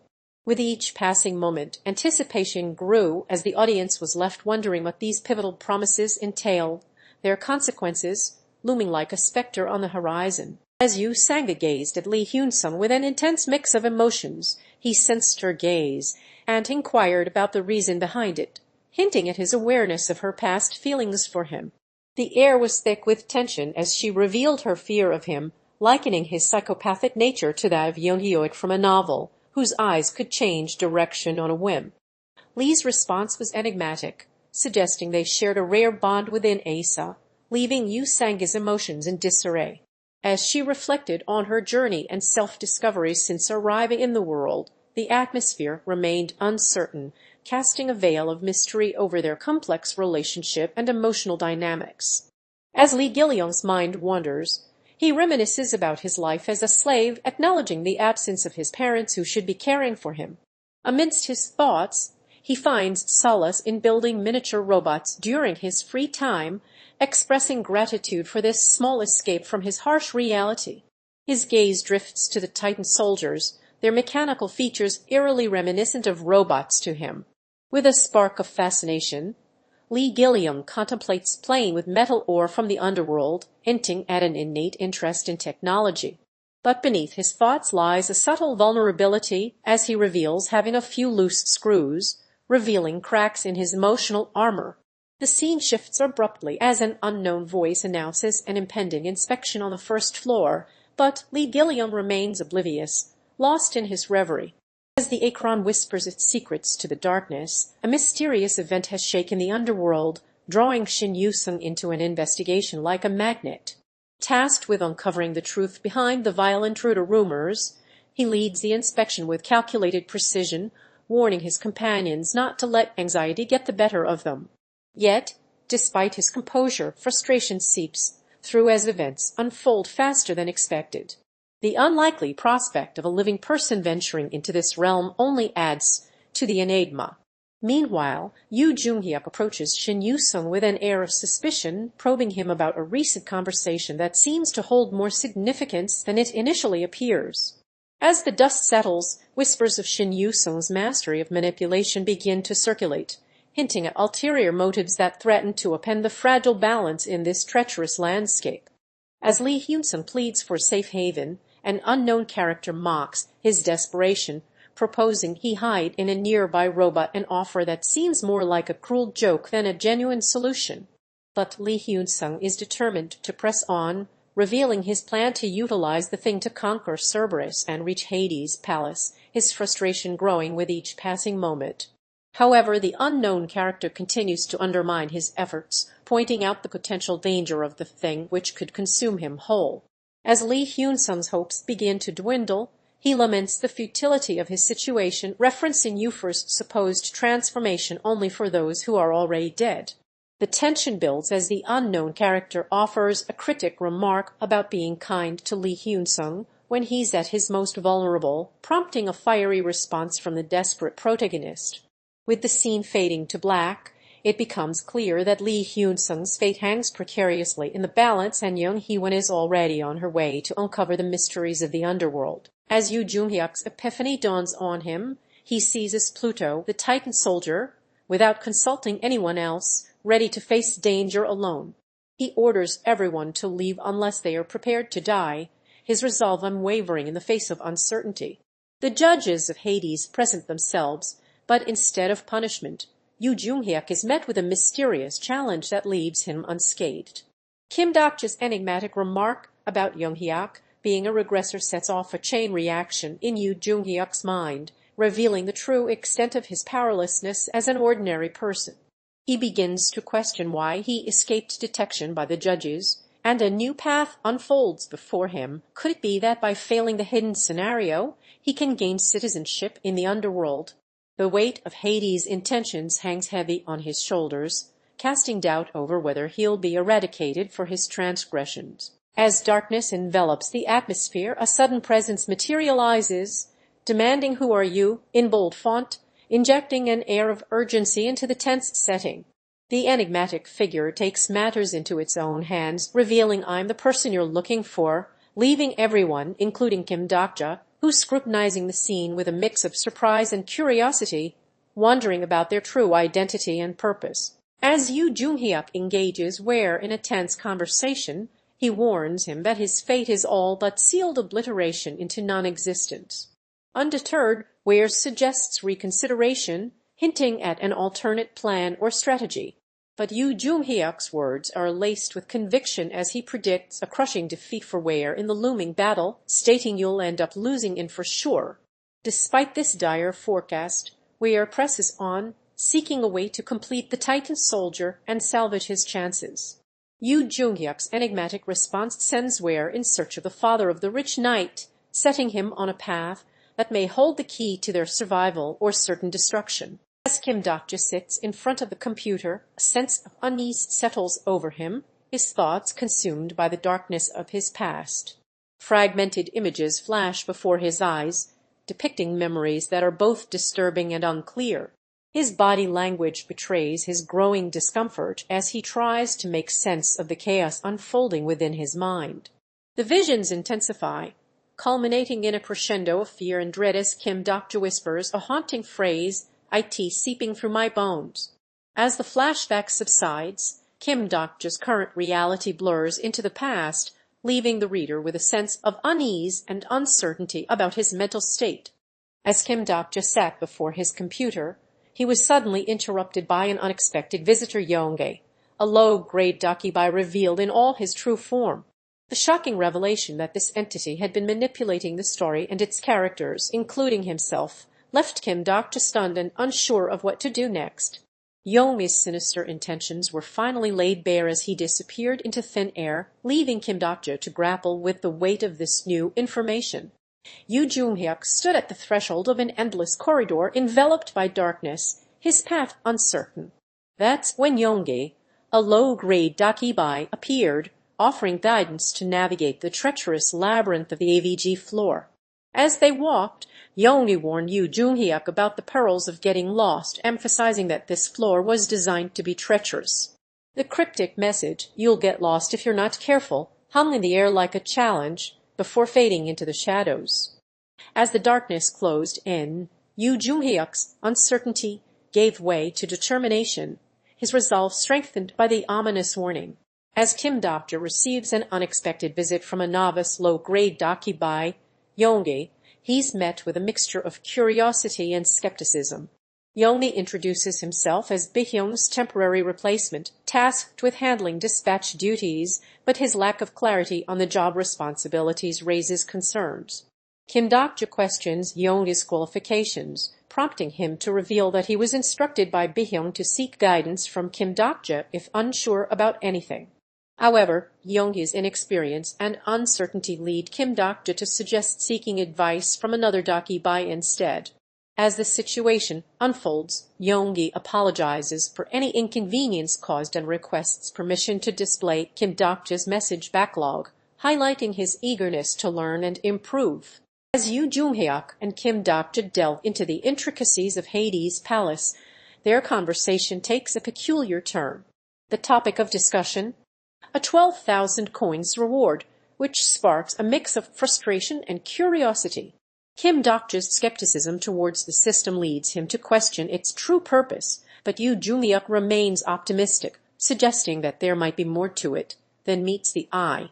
The conversation hangs in balance, leaving us wondering what secrets lie behind this enigmatic reward and how it will impact their journey within Hades' realm. As the Queen of the Darkest Spring welcomed Yoo Joonghyuk and his companions into her foreboding palace in Hades, an air of unease settled over them. Her eerie remarks about it being a while since someone had set foot alive sparked a sense of trepidation, which was only heightened by her acerbic comment on the unwanted guests they had brought with them. With a subtle smile, she led Yoo Joonghyuk to a banquet hall, but noted that its darkness rendered his sight useless. Despite this, she revealed her position in the palace as the Queen of the Darkest Spring, formally greeting Yoo Joonghyuk and his companions on this fateful day. As Kim Dokja engages with an enigmatic presence, the atmosphere is charged with intrigue. He acknowledges the entity's nickname and commends its courteous demeanor, to which the entity expresses fascination with his seemingly nonchalant reaction to their true voice. Undeterred by the entity's powerful nature, Kim Dokja reveals that he feels no unusual apprehension in their encounter. The entity, impressed by Kim Dokja's composure, notes that it has never witnessed a skill activated in its full force before, hinting at the protagonist's exceptional abilities. With a question burning on his mind, Kim Dokja asks if the entity is present in its true form, only to be told that its current symbolic manifestation is all that can be tolerated by a mere human such as himself. As Yoo Joonghyuk navigates the complexities of his own conscience, he finds himself confronting the moral implications of his past decisions. The question lingers in the air: does he have a preference for older women? His response, though seemingly nonchalant, belies a deeper turmoil. For beneath the surface, he is haunted by the specter of regret and guilt. The manifestation of an old lady, a tangible embodiment of his subconscious, serves as a poignant reminder of the weight he carries. As Yoo Joonghyuk grapples with the discomfort his presence may bring to others, he offers a glimpse into the complexities of his character, a willingness to adapt and change in order to ensure those around him are at ease. As the dust settles on the ravaged battlefield, Kim Dokja stands tall, his gaze scanning the devastation around him. Amidst the carnage, a familiar figure emerges from the chaos. Yoo Joonghyuk, wounded but alive, approaches with a look of relief etched on his face as he surveys the safe haven of their surviving allies. Nearby, Young Hee-won mourns the loss of her dear, friendly Hyun-sung, who gave his life to protect others. But Kim Dokja's attention is soon drawn to Yongbei, whose transformation into a low-grade dakibai serves as a stark reminder of the battle's aftermath. Just then, Persephone appears, her concern palpable as she surveys the consequences of their actions on the world at large. As Kim Dokja takes a seat alongside the king of the underworld, the air is thick with tension. With a sincere apology, Dokja tries to ease the situation, but the king's expression remains unyielding. "I don't have time for mortals," he growls, his words dripping with disdain. Dokja's persistence, however, refuses to be deterred as he attempts to reason with the king, emphasizing their limited time and the importance of discussing pressing matters. But the king is unmoved, his eyes flashing with contempt as he dismisses Dokja as an incarnation, a reminder that he is but a mere mortal in the presence of divine power. In a tense encounter, Kim Dokja is approached by an enigmatic figure with knowledge about the story of TWSA. The stranger delivers a cryptic message from Dionysus, hinting at a profound truth or revelation that has piqued Kim Dokja's curiosity. As he shows interest in hearing more, the mysterious individual offers a deal, shares secrets and information about TWSA in exchange for unknown benefits. Without hesitation, Kim Dokja agrees to make a pact, demonstrating his willingness to take calculated risks to uncover the truth behind the enigmatic tale of TWSA. As Kim Dokja engages in a profound conversation with an enigmatic entity, the concept of souls is scrutinized, leaving no stone unturned. The debate begins with a provocative statement: souls don't exist in this world. With each passing moment, the intellectual tension builds as Kim Dokja and his counterpart delve deeper into the nature of existence. He posits that souls are mere human constructs, created to ease our mortality. But the unknown entity counters by pointing out the peculiar case of those in the underworld who, despite being believed dead, still possess a sense of self. Undeterred, Kim Dokja responds that even if they do exist, they may not necessarily be souls. The conversation concludes with an unsettling question: what lies beyond human existence? As Kim Dokja engages in a seemingly innocent conversation about trying premium beef, a mysterious figure offers him a taste, hinting at its exceptional quality. However, Joonghyuk's past experience in the military reveals an unpleasant truth as he shares his regret over eating food from the underworld, which would condemn anyone who consumes it to never return to the world of the living. The scene shifts to discuss life in the underworld, presenting a contrasting perspective. It might not be as bad as one thinks, with benefits like visiting the three-living realm freely. Joonghyuk shares his own experience serving in the military, describing it as the worst he could ever ask for. As Kim Dokja navigates this unexpected encounter with a goddess, he finds himself caught off guard by her candid comment that pierces through his defenses. Her offer of a stake, claiming it will enhance his skills as a sword master or archmage, raises more questions than answers, and Kim Dokja's skepticism is palpable as he probes the goddess's motives. With a dash of wit and sarcasm, he teases her about the true nature of this gift, referencing similar offers he has received in the past. The goddess's growing agitation and veiled threats serve as a stark reminder of the potential consequences of rejecting her proposal, leaving Kim Dokja to weigh his options carefully. As Kim Dokja ponders the path ahead, he can't help but think of Joonghyuk, a constant reminder of his own limitations. With a fierce determination burning within him, Kim Dokja vows to work harder, refusing to be held back by his current weaknesses. But amidst this resolve, another mystery lingers: the enigmatic piece of meat etched with cryptic markings that seem to hold secrets of their own. Is it connected to TWSA? Does it belong to a legendary sword master? Kim Dokja's mind is filled with questions, but for now, he pushes aside these uncertainties, focusing on his ultimate goal, to rise above and become stronger than ever before. As the curtains draw open, we find ourselves amidst a mystifying revelation. The constellations, once shrouded in mystery, are now exposed for what they truly are: devourers of stories and ardent fans of storytelling.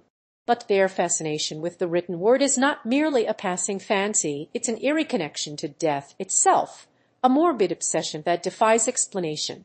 The slaughterhouse panel starkly illustrates this macabre theme as a lifeless cow lies on the floor, its final chapter closed forever. And yet Kim Dokja dares to pose a provocative question: can the dead be revived? His words are laced with an air of curiosity, hinting at exceptions that may shatter the boundaries between life and death. As a cryptic message echoes through the air, it's all lies. X sets the tone for a scene that delves into the complexities of reality and storytelling. The Styx, a sacred river where even gods make vows, is introduced, hinting at the interconnectedness of fate. Kim Dokja, struggling to reconcile his connection to the story with the truth about his past, finds himself confronted by an enigmatic figure who seeks to manipulate him into accepting a reality he refuses to acknowledge. The figure's cryptic words imply that time is not linear, and some events have already passed, leaving Kim Dokja to grapple with the uncertainty of his own perception of reality. As Kim Dokja's gaze falls upon an enigmatic concept, a shiver runs down his spine. He verbalizes his unease and confusion, his thoughts a jumble of questions and doubts. But then he senses a presence, someone trying to convey a crucial truth that seems to be denied. With growing excitement, Kim Dokja dives headfirst into the mystery, weaving together threads from the world of Olympus and making connections that seem impossible. The sudden appearance of Sa adds a layer of complexity, leaving Kim Dokja both intrigued and uneasy as he grapples with the far-reaching implications of this new information. As Kim Dokja's thoughts drifted through his mind, a sense of unease crept over him. The weight of potential mistakes hung heavy on his shoulders. Little did he know, a mysterious message would soon disrupt his calm, revealing a shocking truth. The Titan soldiers were being constructed in Tartarus, and it seemed he had a personal connection to this development. The sender's proposal for an agreement to complete these monstrous creations sparked Joonghyuk's refusal, while hinting at the significance of Ian to match a figure shrouded in mystery. As Kim Dokja struggled to comprehend the sudden turn of events, his frustration grew, and he was left with more questions than answers. How did he know about the Titan soldiers in the first place? Kim Dokja's day takes an unexpected turn as a sudden outburst shatters his quiet reverie. The newcomer's hostility is palpable, leaving Kim Dokja struggling to make sense of the situation. As tensions escalate, the mysterious figure demands silence, its true intentions shrouded in mystery. Kim Dokja attempts to defuse the situation with a question, but it only serves to fan the flames of tension further. With the stranger attempting to brush off the encounter, Kim Dokja is left feeling uneasy and confused, his mind racing with unanswered questions about the other person's motivations. As Kim Dokja ponders aloud, struggling to grasp an elusive concept, a thread of uncertainty begins to unravel within him. He realizes that the filtered information might not be the only truth, sparking a chain reaction of questions in his mind. As he truly reads the entire story of TWSA, the notion leaves him bewildered, his thoughts consumed by the possibility of hidden layers and untold tales. In the depths of the underworld, a crucial negotiation takes place between the focal character and Persephone and Hades. As they grapple with understanding a mysterious scenario, the weight of uncertainty hangs heavy in the air. Despite efforts to grasp the complexities, the focal character admits defeat, unable to pronounce a phrase uttered by Persephone. The veil of secrecy surrounding this unknown phenomenon is palpable, leaving them shrouded in confusion and powerlessness. As they question whether they fully comprehended TWSA, the cracks begin to show, revealing potential knowledge gaps that threaten to unravel the fragile balance. As the incarnation arrived at his meeting with Persephone and Hades in the underworld, he wasted no time in attempting to negotiate a deal with them. Offering to bring back the severed head of a serpent as part of his labor, he hoped to curry favor with the rulers of the dead. However, his overtures were met with skepticism and dismissiveness from the duo, who seemed uninterested in making a pact with him. Undeterred, the incarnation revealed his true intentions, hinting at possessing information or power that could be valuable to them. But Persephone and Hades remained unmoved, their faces cold and unforgiving. As the incarnation's aggressive demeanor began to escalate, it became clear that he was not one to back down from a challenge. The stakes were high, and the outcome of this meeting would have far-reaching consequences for all parties involved. As tensions simmered in the underworld, The incarnation confronted Persephone about her actions, warning him not to underestimate her powers or those of Hades, the king of the underworld. But before he could respond, Hades himself entered the scene, his sword unsheathed and his authority on full display. The constellations, including the golden headband, demonic judge of fire, and secretive plotter, watched with rapt attention as the dynamics between Persephone, Hades, and the incarnation unfolded. Amidst the growing unease, the incarnation couldn't resist teasing Persephone about wanting to taste the might of the underworld, further escalating the situation. As the incarnation found itself entangled in a web of conflicting forces, it hesitated, weighing its options before making a move. With cunning guile, it proposed a story swap to Persephone, offering to regale her with the most captivating tale imaginable in exchange for her assistance. The incarnation elaborated on this tantalizing offer, likening its narrative to the succulent steak that had piqued Persephone's interest earlier. However, Persephone's response was not what the incarnation expected. She posed a question that sent shivers down its spine. "Are you saying that you'll let me eat you?" As the negotiations unfold, our enigmatic figure begins by probing Persephone's refined taste, subtly implying he's already formed an opinion about her preferences. With a dash of sarcasm, he asserts his independence, showcasing his confident and charismatic demeanor. Unfazed by Persephone's indifference, he offers her a tantalizing prospect, refusing to sample it himself, a bold move that underscores his ability to bluff. He then warns her that refusal will lead to a lifetime of regret, hinting at possessing knowledge or power that could be wielded against her. When asked about his certainty, our protagonist boasts of past victories, including the defeat of Returnes and halting catastrophic events, demonstrating his conviction and penchant for self-aggrandizement. As the conversation concludes, he leaves Persephone with the unsettling impression that he possesses a deeper understanding of the situation than she does, casting doubt on his true intentions. In the depths of the underworld, a mysterious incarnation stood before the rulers, Persephone and Hades. With words as smooth as silk, he addressed them directly, claiming to be a living spirit trapped within their realm.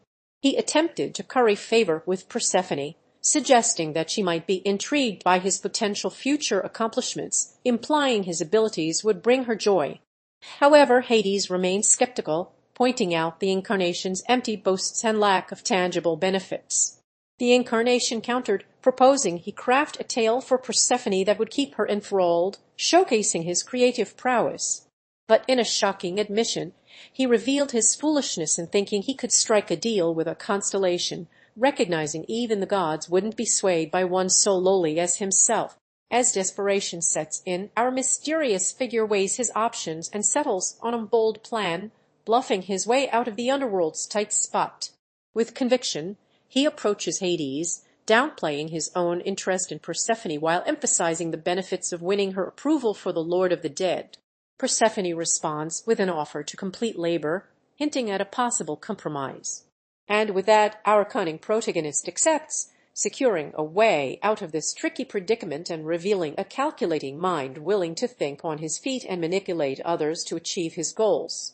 As Persephone reveals her expectations, the focal character is met with an unexpected task to retrieve the severed head of a serpent. Initially puzzled, he questions whether this labor is akin to Hercules' famous conquest of Hydra, only to be reminded that imitation is not the goal here. With cryptic guidance from Persephone, who remains tight-lipped about the specifics, the focal character must navigate the journey ahead, searching for answers at his destination and braving the unknown challenges that lie in wait. As the story unfolds, we find ourselves in a crucial negotiation between an unknown focal character and two powerful entities, Persephone and Hades. The scene opens with a cryptic reference to Persephone's remarkable ability to keep tabs on everything, hinting at her vast knowledge of the underworld. The focal character then inquires about the current state of the sixth scenario, demonstrating his eagerness to understand the situation. His attention soon shifts to Hades, where he showcases his real estate skills by suggesting a shelter made from trees.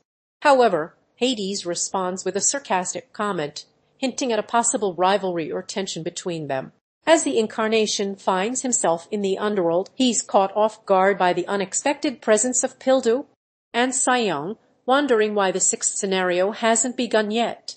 With a keen sense of negotiation, he proposes focusing on the labor assigned by Persephone, which may prove to be a challenging but worthy task.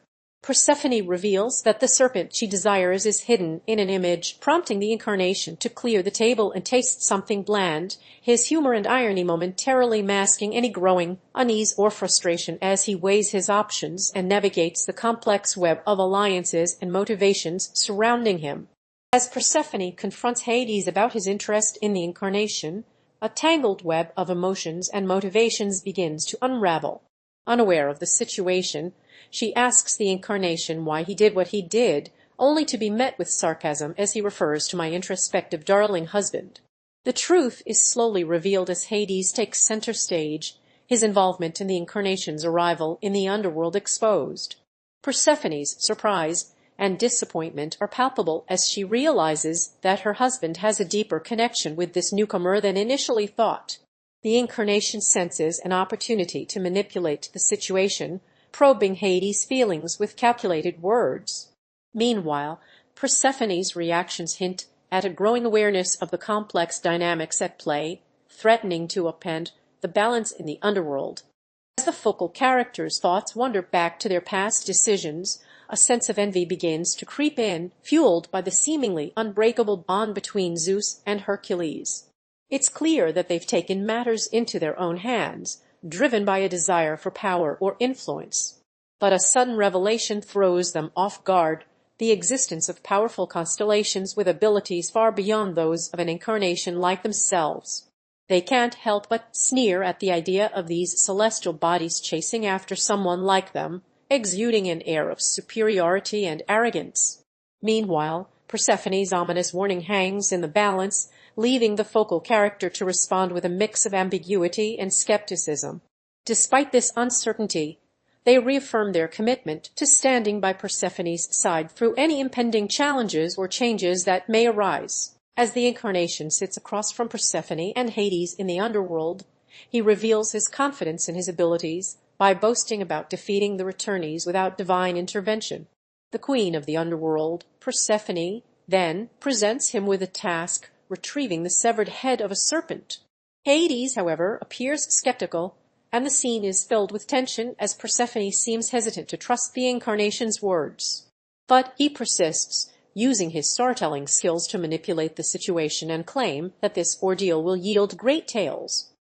Hades becomes intrigued while Persephone remains cautious, leading to a sense of unease in the air. And just when it seems like the incarnation has won them over, he drops a hint about an ulterior motive. "I can't wait to see what story that child will show me," suggesting that there's more to his intentions than meets the eye. As the air is charged with anticipation, Kim Dokja leans forward, his eyes locked onto Yoo Joonghyuk like a magnet drawn to steel. The silence between them is palpable, heavy with expectation. Kim Dokja's thoughts are a whirlwind of curiosity and excitement as he eagerly awaits the story that Yoo Joonghyuk has in store for him. His imagination runs wild, conjuring up possibilities and scenarios that have yet to unfold. With a burst of enthusiasm, Kim Dokja urges Yoo Joonghyuk to follow that path, his desire to explore the narrative further evident on his face. The stage is set for an unforgettable tale, one that will captivate the senses and leave a lasting impression. As Kim Dokja ventures forth on a dark and foreboding path, an enigmatic message flashes before his eyes. It's probably best you keep looking for what is ahead. Haunted by the thought of what lies ahead, he becomes lost in contemplation, pondering the true meaning behind these cryptic words. The legend of Orpheus resonates within him, a cautionary tale of the dangers that await those who dare to glance back. Despite the trepidation that grips his heart, Kim Dokja musters the resolve to press onward, refusing to succumb to the temptation to gaze into the shadows. In a darkened room, Kim Dokja pored over a cryptic message, his troubled expression mirroring the turmoil within him.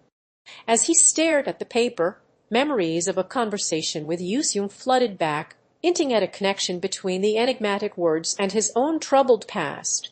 Despite his best efforts to decipher its meaning, Kim Dokja's frustration mounted, culminating in a defeated admission, "I have no idea what it means." As Yoo Sangah suddenly appears before him, Yoo Joonghyuk's expression turns from shock to confusion. The mysterious figure reveals that he has been searching for his counterpart, and after a hesitant start, Yoo Joonghyuk opens up about his past and his connection to salvation. But what unfolds is a revelation that shatters everything. Yoo Joonghyuk was never the original protagonist of Salvation. It was someone else entirely. The truth sends shockwaves through the space, leaving the audience grappling with the implications of this new information. As the veil between worlds is lifted, Kim Dokja finds himself reunited with Yoo Sangah, a reunion that sparks a mix of emotions for both parties. Yoo Sangah's appearance has undergone significant changes since their last encounter, leaving Kim Dokja to confront the passage of time and the weight of memories that still linger between them. When Kim Dokja asks Yoo Sangah if she can call her that too, it's clear that the emotional connection they once shared remains strong. However, Yoo Sangah is hesitant to revisit the past, citing the potential baggage that comes with their history together. As the scene unfolds, flashbacks reveal the impact of Yoo Sangah's memories on her present state, leaving her emotional fate seemingly unresolved. Kim Dokja's apology rings out as he confronts Yoo Joonghyuk, his words heavy with regret for not being able to save him in that fateful moment. But instead of disappointment or anger, Yoo Joonghyuk responds with reassurance, urging Kim Dokja not to lose hope and emphasizing that his story is far from over. As the conversation unfolds, Kim Dokja's gratitude towards Yoo Joonghyuk's kindness becomes palpable, and he wonders aloud why this stranger is showing him such compassion despite their limited knowledge of each other. Yoo Joonghyuk brushes off the topic, but Kim Dokja's words reveal a deeper truth, that being with Yoo Joonghyuk brings him solace and understanding. As Kim Dokja stands alone, his thoughts drift back to the past, pondering the cryptic words of Persephone. He recalls the trials he's faced and the lessons learned from those around him: Myung Hee-won's unwavering dedication, Lee Hyun-sung's brutal honesty, Yoo Joonghyuk's unyielding determination. As memories swirl, Kim Dokja begins to unravel the mystery hidden within Persephone's words. The more he contemplates, the clearer his path becomes. He realizes that there must be a foundation for him to confront the challenges ahead, a back against which to lean and push forward. With newfound resolve etched on his face, Kim Dokja looks towards the future, ready to chart a new course in this unforgiving world. As Kim Dokja's thoughts swirl, he ponders the weight of his predicament, stuck in the past with no clear path forward. But a glimmer of hope sparks within him as he recalls his power to bring Yoo Sangah, or perhaps Sangah, to the present temporarily. The urgency intensifies as an unseen voice urges him to hasten and save the person before it's too late. As Kim Dokja grapples with the complexity of human nature, he realizes that people are ultimately the sum of their stories. But amidst this introspection, a looming warning hangs in the balance. No one knows what fate has in store. As Kim Dokja, Demon King of Salvation, receives a mysterious message on his screen, he's introduced to the hidden scenario serpent hunting. The cryptic message reveals that this clandestine mission is categorized as rare and boasts a challenging difficulty level, with a clear condition to complete within a specific time limit. Failure to succeed will result in severe penalties, but victory promises substantial rewards. With his curiosity piqued, Kim Dokja delves deeper into the scenario's rules and rewards, gleaning crucial information from 3 revealing images that shed light on the mission's objectives. As the dust settles, the devastation left in the wake of the Dakibai's mission becomes starkly clear. The once pristine landscape is now scarred by the aftermath, a testament to the power and destruction unleashed upon the world. The ominous text the NEW Dakibai seems to have done his job right hangs like a shadow over the desolate scene, its tone more foreboding than triumphant. The absence of direct character interaction suggests that this is merely a setup for the events to come, rather than an attempt to advance the plot or relationships between characters. Kim Dokja, the Demon King of Salvation, stands at the center of it all, his role in this unfolding drama yet to be fully revealed. As we gaze upon the ruins, one question echoes through our minds: what lies ahead for this world, now forever changed by the Dakibai's actions? As Kim Dokja sat in contemplation, A sudden influx of coins caught his attention, 7,942 to be exact. His mind began to wander back to the treacherous depths of Tartarus, where he almost found himself trapped in an eternity of robotic endeavors with Nimwun. The memory was jarring, and it served as a stark reminder of the perils that lay ahead. Just then Persephone delivered a labor from above, containing 3 sub-scenarios, one of which included the hunt for a serpent. Kim Dokja's instincts told him that this creature might be more than just a mere beast, but a harbinger of his past experiences. His reverie was interrupted by Yoo Joonghyuk's sudden appearance, who revealed that Yoo Sangah had instructed him to keep a watchful eye on the demon king of salvation. As Kim Dokja inquired about Sangah's whereabouts, he couldn't help but wonder what her true intentions were and if she was hiding something from him. As Kim Dokja slowly comes to, she's met with an unexpected message on her phone cautioning her that if others don't awaken soon, something ominous will unfold. Perplexed, she's interrupted by a mysterious voice assuring her that everything is fine and not to worry about the aftereffects of their rigorous training sessions. Just as Kim Dokja tries to process this strange encounter, Yoo Joonghyuk appears, remarking on their shared preparation for whatever challenges lie ahead. As the darkness of night slowly lifts, Kim Dokja is left standing alone, a stark contrast to the chaos that had unfolded overnight. The sudden arrival of a notification shatters the silence, announcing the start of the 6th main scenario development that leaves him reeling in shock and frustration.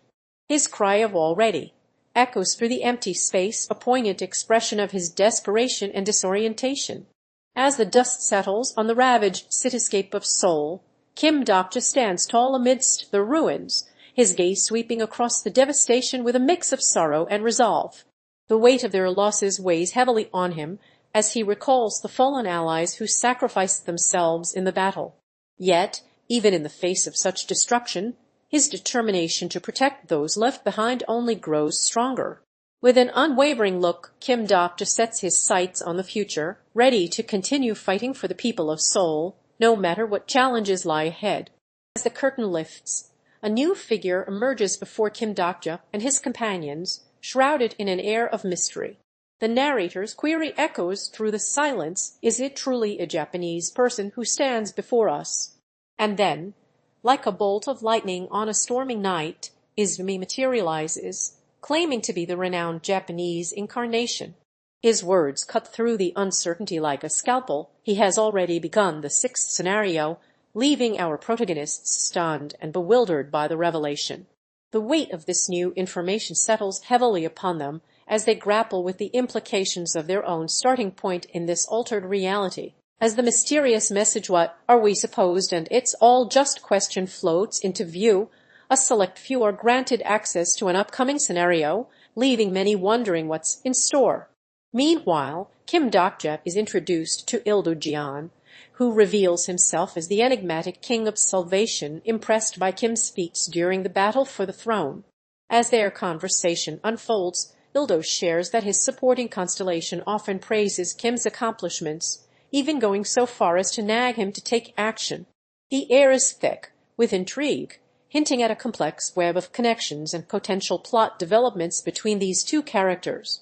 As Kim Dokja, the demon king of salvation, stands before us, he reveals a peculiar fondness for Yoo Joonghyuk, shared by none other than the expert constellation, King Wangi of Joseon. Meanwhile, Ildo seeks clarification on who will be participating in an upcoming scenario, only to discover that it's a select few handpicked for this extraordinary opportunity. Further investigation reveals that the low-grade Paukmarituik has leaked information about the scenario, which includes a call for volunteers to join in. But Yoo Joonghyuk reminds us that not everyone needs to participate this time around, and there are no specific requirements for those who wish to take part. As Kim Dokja reflects on their past experiences, a sense of relief washes over them. No changes have occurred. But Yoo Joonghyuk's inquiry cuts through the tranquility. Does everyone really have to participate? The question sparks Ildo explanation, revealing 3 distinct reactions to such scenarios. Some individuals falter under pressure, abandoning all hope. Others revel in their free pass only to meet a tragic fate for their inaction. Meanwhile, those attuned to the surreal world of scenarios watch with detached interest, absorbed by the live feed. This dichotomy of human response serves as a stark reminder that even within this extraordinary realm, choices have consequences. As Yoo Joonghyuk suddenly appears before him, Kim Dokja's expression shifts from surprise to concern for his well-being. But instead of leaving, Mr. Jeon declines, citing the futility of traveling alone. Kim Dokja's eyes narrow as he reveals his true intentions, proposing a journey with Mr. Jeon by his side. The air is thick with unspoken meaning as Kim Dokja hints at a deeper purpose, a mission that transcends their individual interests. And in the shadows, the weight of a world without a king looms large, the consequences of their actions hanging precariously in the balance. As Kim Dokja walks away from his friends, the constellations send a mysterious message, hinting at the presence of other kings in the world he created. A new group of individuals appears, eagerly awaiting his visit, their connection to him and his creation slowly unraveling. Meanwhile, scenes of people exploiting others for survival surface, raising questions about morality and the consequences of one's actions. The constellation's cryptic message serves as a reminder of Kim Dokja's role as the creator of this world, leaving viewers to ponder the implications of his choices. As Yoo Joonghyuk sits atop a desolate rock, gazing out at the barren wasteland before him, memories of the past begin to resurface. A conversation with Yoo Joonghyuk, the enigmatic neutral king, echoes through his mind, revealing the true intentions behind the creation of this forsaken world and the manipulation that led Yoo Joonghyuk into its grasp. The weight of these revelations settles upon him like a shroud as he reflects on the mistakes of his past and contemplates the uncertain future ahead. As Yoo Joonghyuk stands at a crossroads, he's met with an unsettling sign that only kings are allowed beyond a certain point. Ji Won-min, ever the optimist, urges Yoo Joonghyuk to take a bold step forward, suggesting that if anything goes awry, they'll simply have to scream and retreat. But Yoo Joonghyuk remains cautious, worried about being late and outmatched by their adversaries. In a show of solidarity, Ji Won-min proposes that things will be different if he were to take the lead instead of staying behind, but his hypothetical scenario only serves to underscore Yoo Joonghyuk's concerns. As we delve into the world of these five kings, our focus turns to Ji Won-min, the enigmatic king of beauty. He sets the tone for what is to come as Sang Jung-cha, the Maitreya king, emerges alongside him. Yoo Joonghyuk, the neutral king, adds a layer of complexity to this unfolding drama. Meanwhile, Yoo Joonghyuk, seemingly without title or designation, is introduced with an air of mystery. The other two kings, Sejong-lee, the king of the wanderers, complete the quintet. But it's not just about introductions, as an unknown voice poses a question. That's strange. I don't know. Yoo Joonghyuk echoes these sentiments with a mix of curiosity and uncertainty, setting the stage for what promises to be a thrilling journey. As the standoff unfolded, President Yoo Joonghyuk stood firm in his assertion that he was the ruler of Uido, sparking a heated debate with others about the true meaning of kingship. Ji Won-min, the enigmatic Maitreya king, challenged Yu's authority, questioning how someone who wasn't a king could claim to lead a faction. Sejong-lee entered the fray, her composure a stark contrast to the tension in the air. As the conversation turned to the master manipulator of national intelligence constellation, the weight of Yu's past corruption was laid bare. Ji Won-min's disdain for Yu was palpable, his words dripping with venom as he implied that everyone had grown to despise him. As the conversation unfolds within the Seoul Dome, whispers of a mysterious figure known as the King of Wanderers begin to circulate, leaving Yoo Joonghyuk's words shrouded in intrigue. Meanwhile, Ji Won-min, also referred to as Maitreya King, takes center stage, elaborating on the importance of sizable followings within the Seoul Dome and the democratic process that governs its voting system. Yoo Joonghyuk raises concerns about a missing individual, prompting Maitreya King to reassure the group that they are law-abiding citizens who respect societal rules. As the discussion continues, Ji Won-min emphasizes the significance of democratic means in selecting participants for the next scenario, leaving Sejong-lee uncertain about the reference. Sang Jung-cha chimes in with his opinion on Maitreya King's words, casting a spotlight on the complex dynamics within this enigmatic group. As the discussion among group members turns heated, Hyun-ho-Yoo's frustration with Mr. Jeon's proposal becomes apparent. Initially, Hyun-ho-Yoo suggests that the number of people sent in by each group should be proportional to its size, referencing the Uido group as an example. However, Ji-won-min disagrees, arguing that fairness shouldn't come into play since they are all Koreans and should work together. Hyun-ho-Yoo counters that the scenario involves facing foreign forces where individual skills matter more than group size. Ji-won-min persists, emphasizing the importance of unity in the face of adversity, while Hyun-ho-Yoo seems to accept his point and proposes a democratic approach.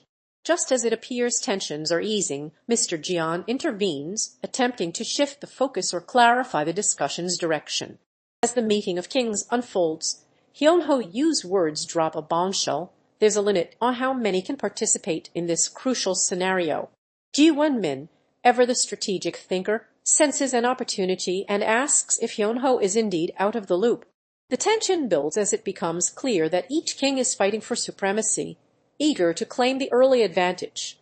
Ji-won's proposal, having more of his own people on board, will give him the upper hand in controlling the scenario's outcome. But the debate doesn't end there. Sang Jung-cha and Il Do-jeon join the fray, questioning who should lead the charge.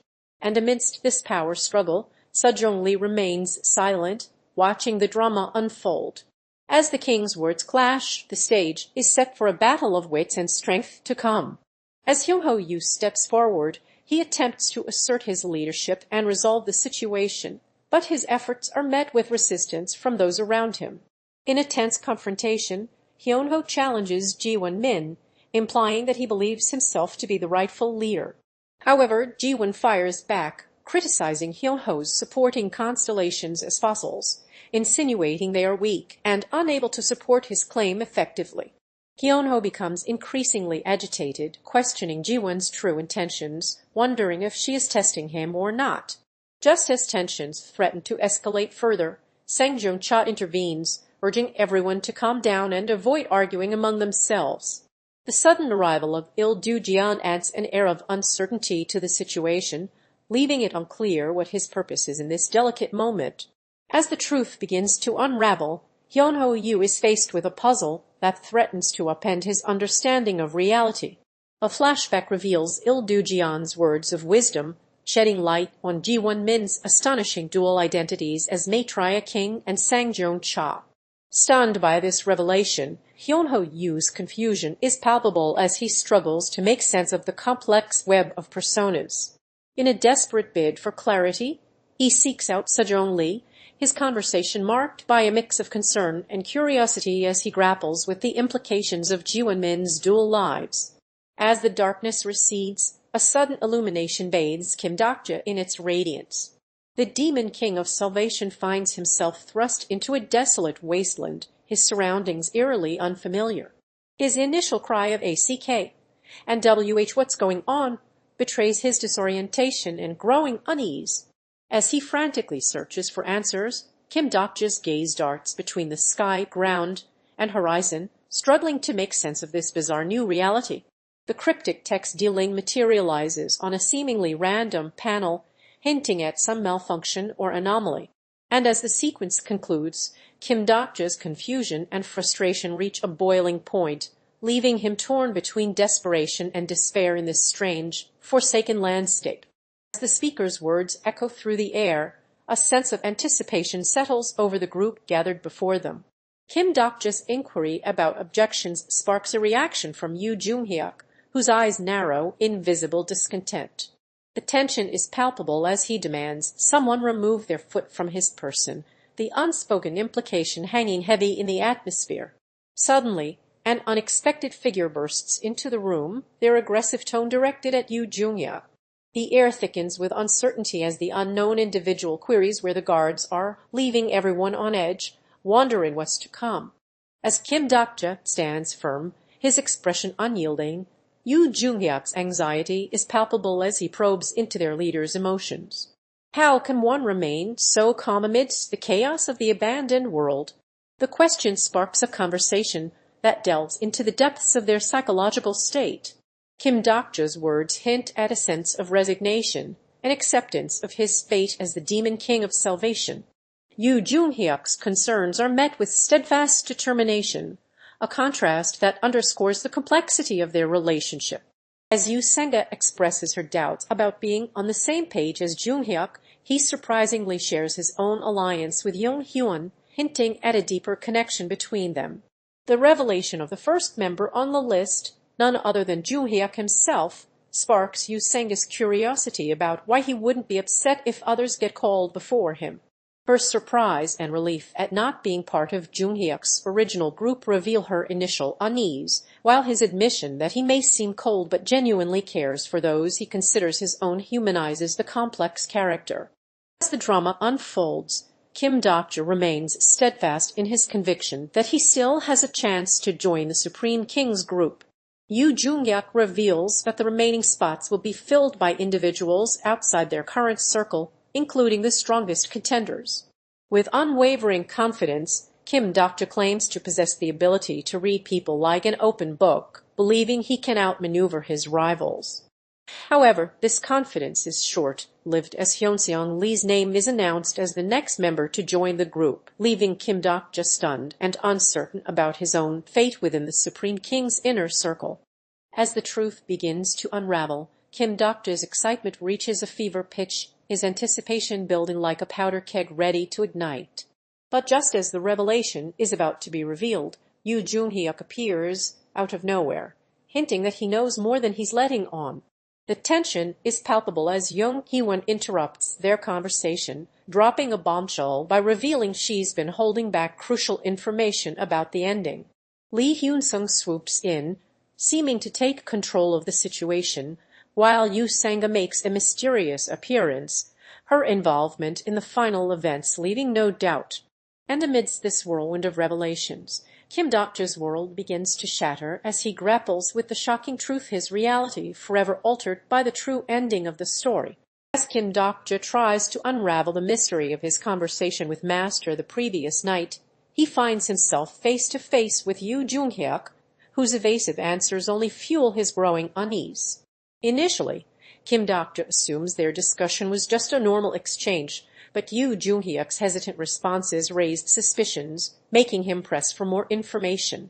The revelation that Master met someone around 1:02 a.m. sparks a sudden connection in Kim Dokja's mind to his own visit to the underworld, leaving him uneasy and determined to get to the truth. Just as he's about to continue questioning Yoo Joonghyuk, a sudden memory interrupts his line of inquiry, his earlier drinking session with Sangah. As the curtain opens, a mischievous grin spreads across Constellation's face, setting the tone for a revelation that will shake the very foundations of our protagonist's world. Suddenly, Boy appears on screen, their countenance beset with shock and dismay.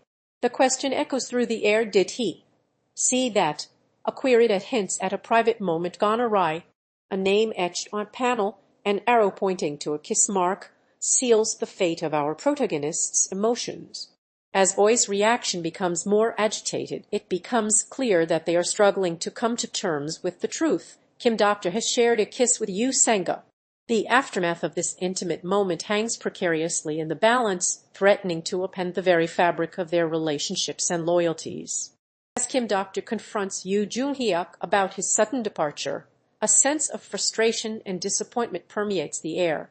"Were you even listening to our conversation?" Kim Dokja asks, her tone laced with accusation. She accuses him of faking intoxication earlier, a clever ruse to avoid being seen in private together.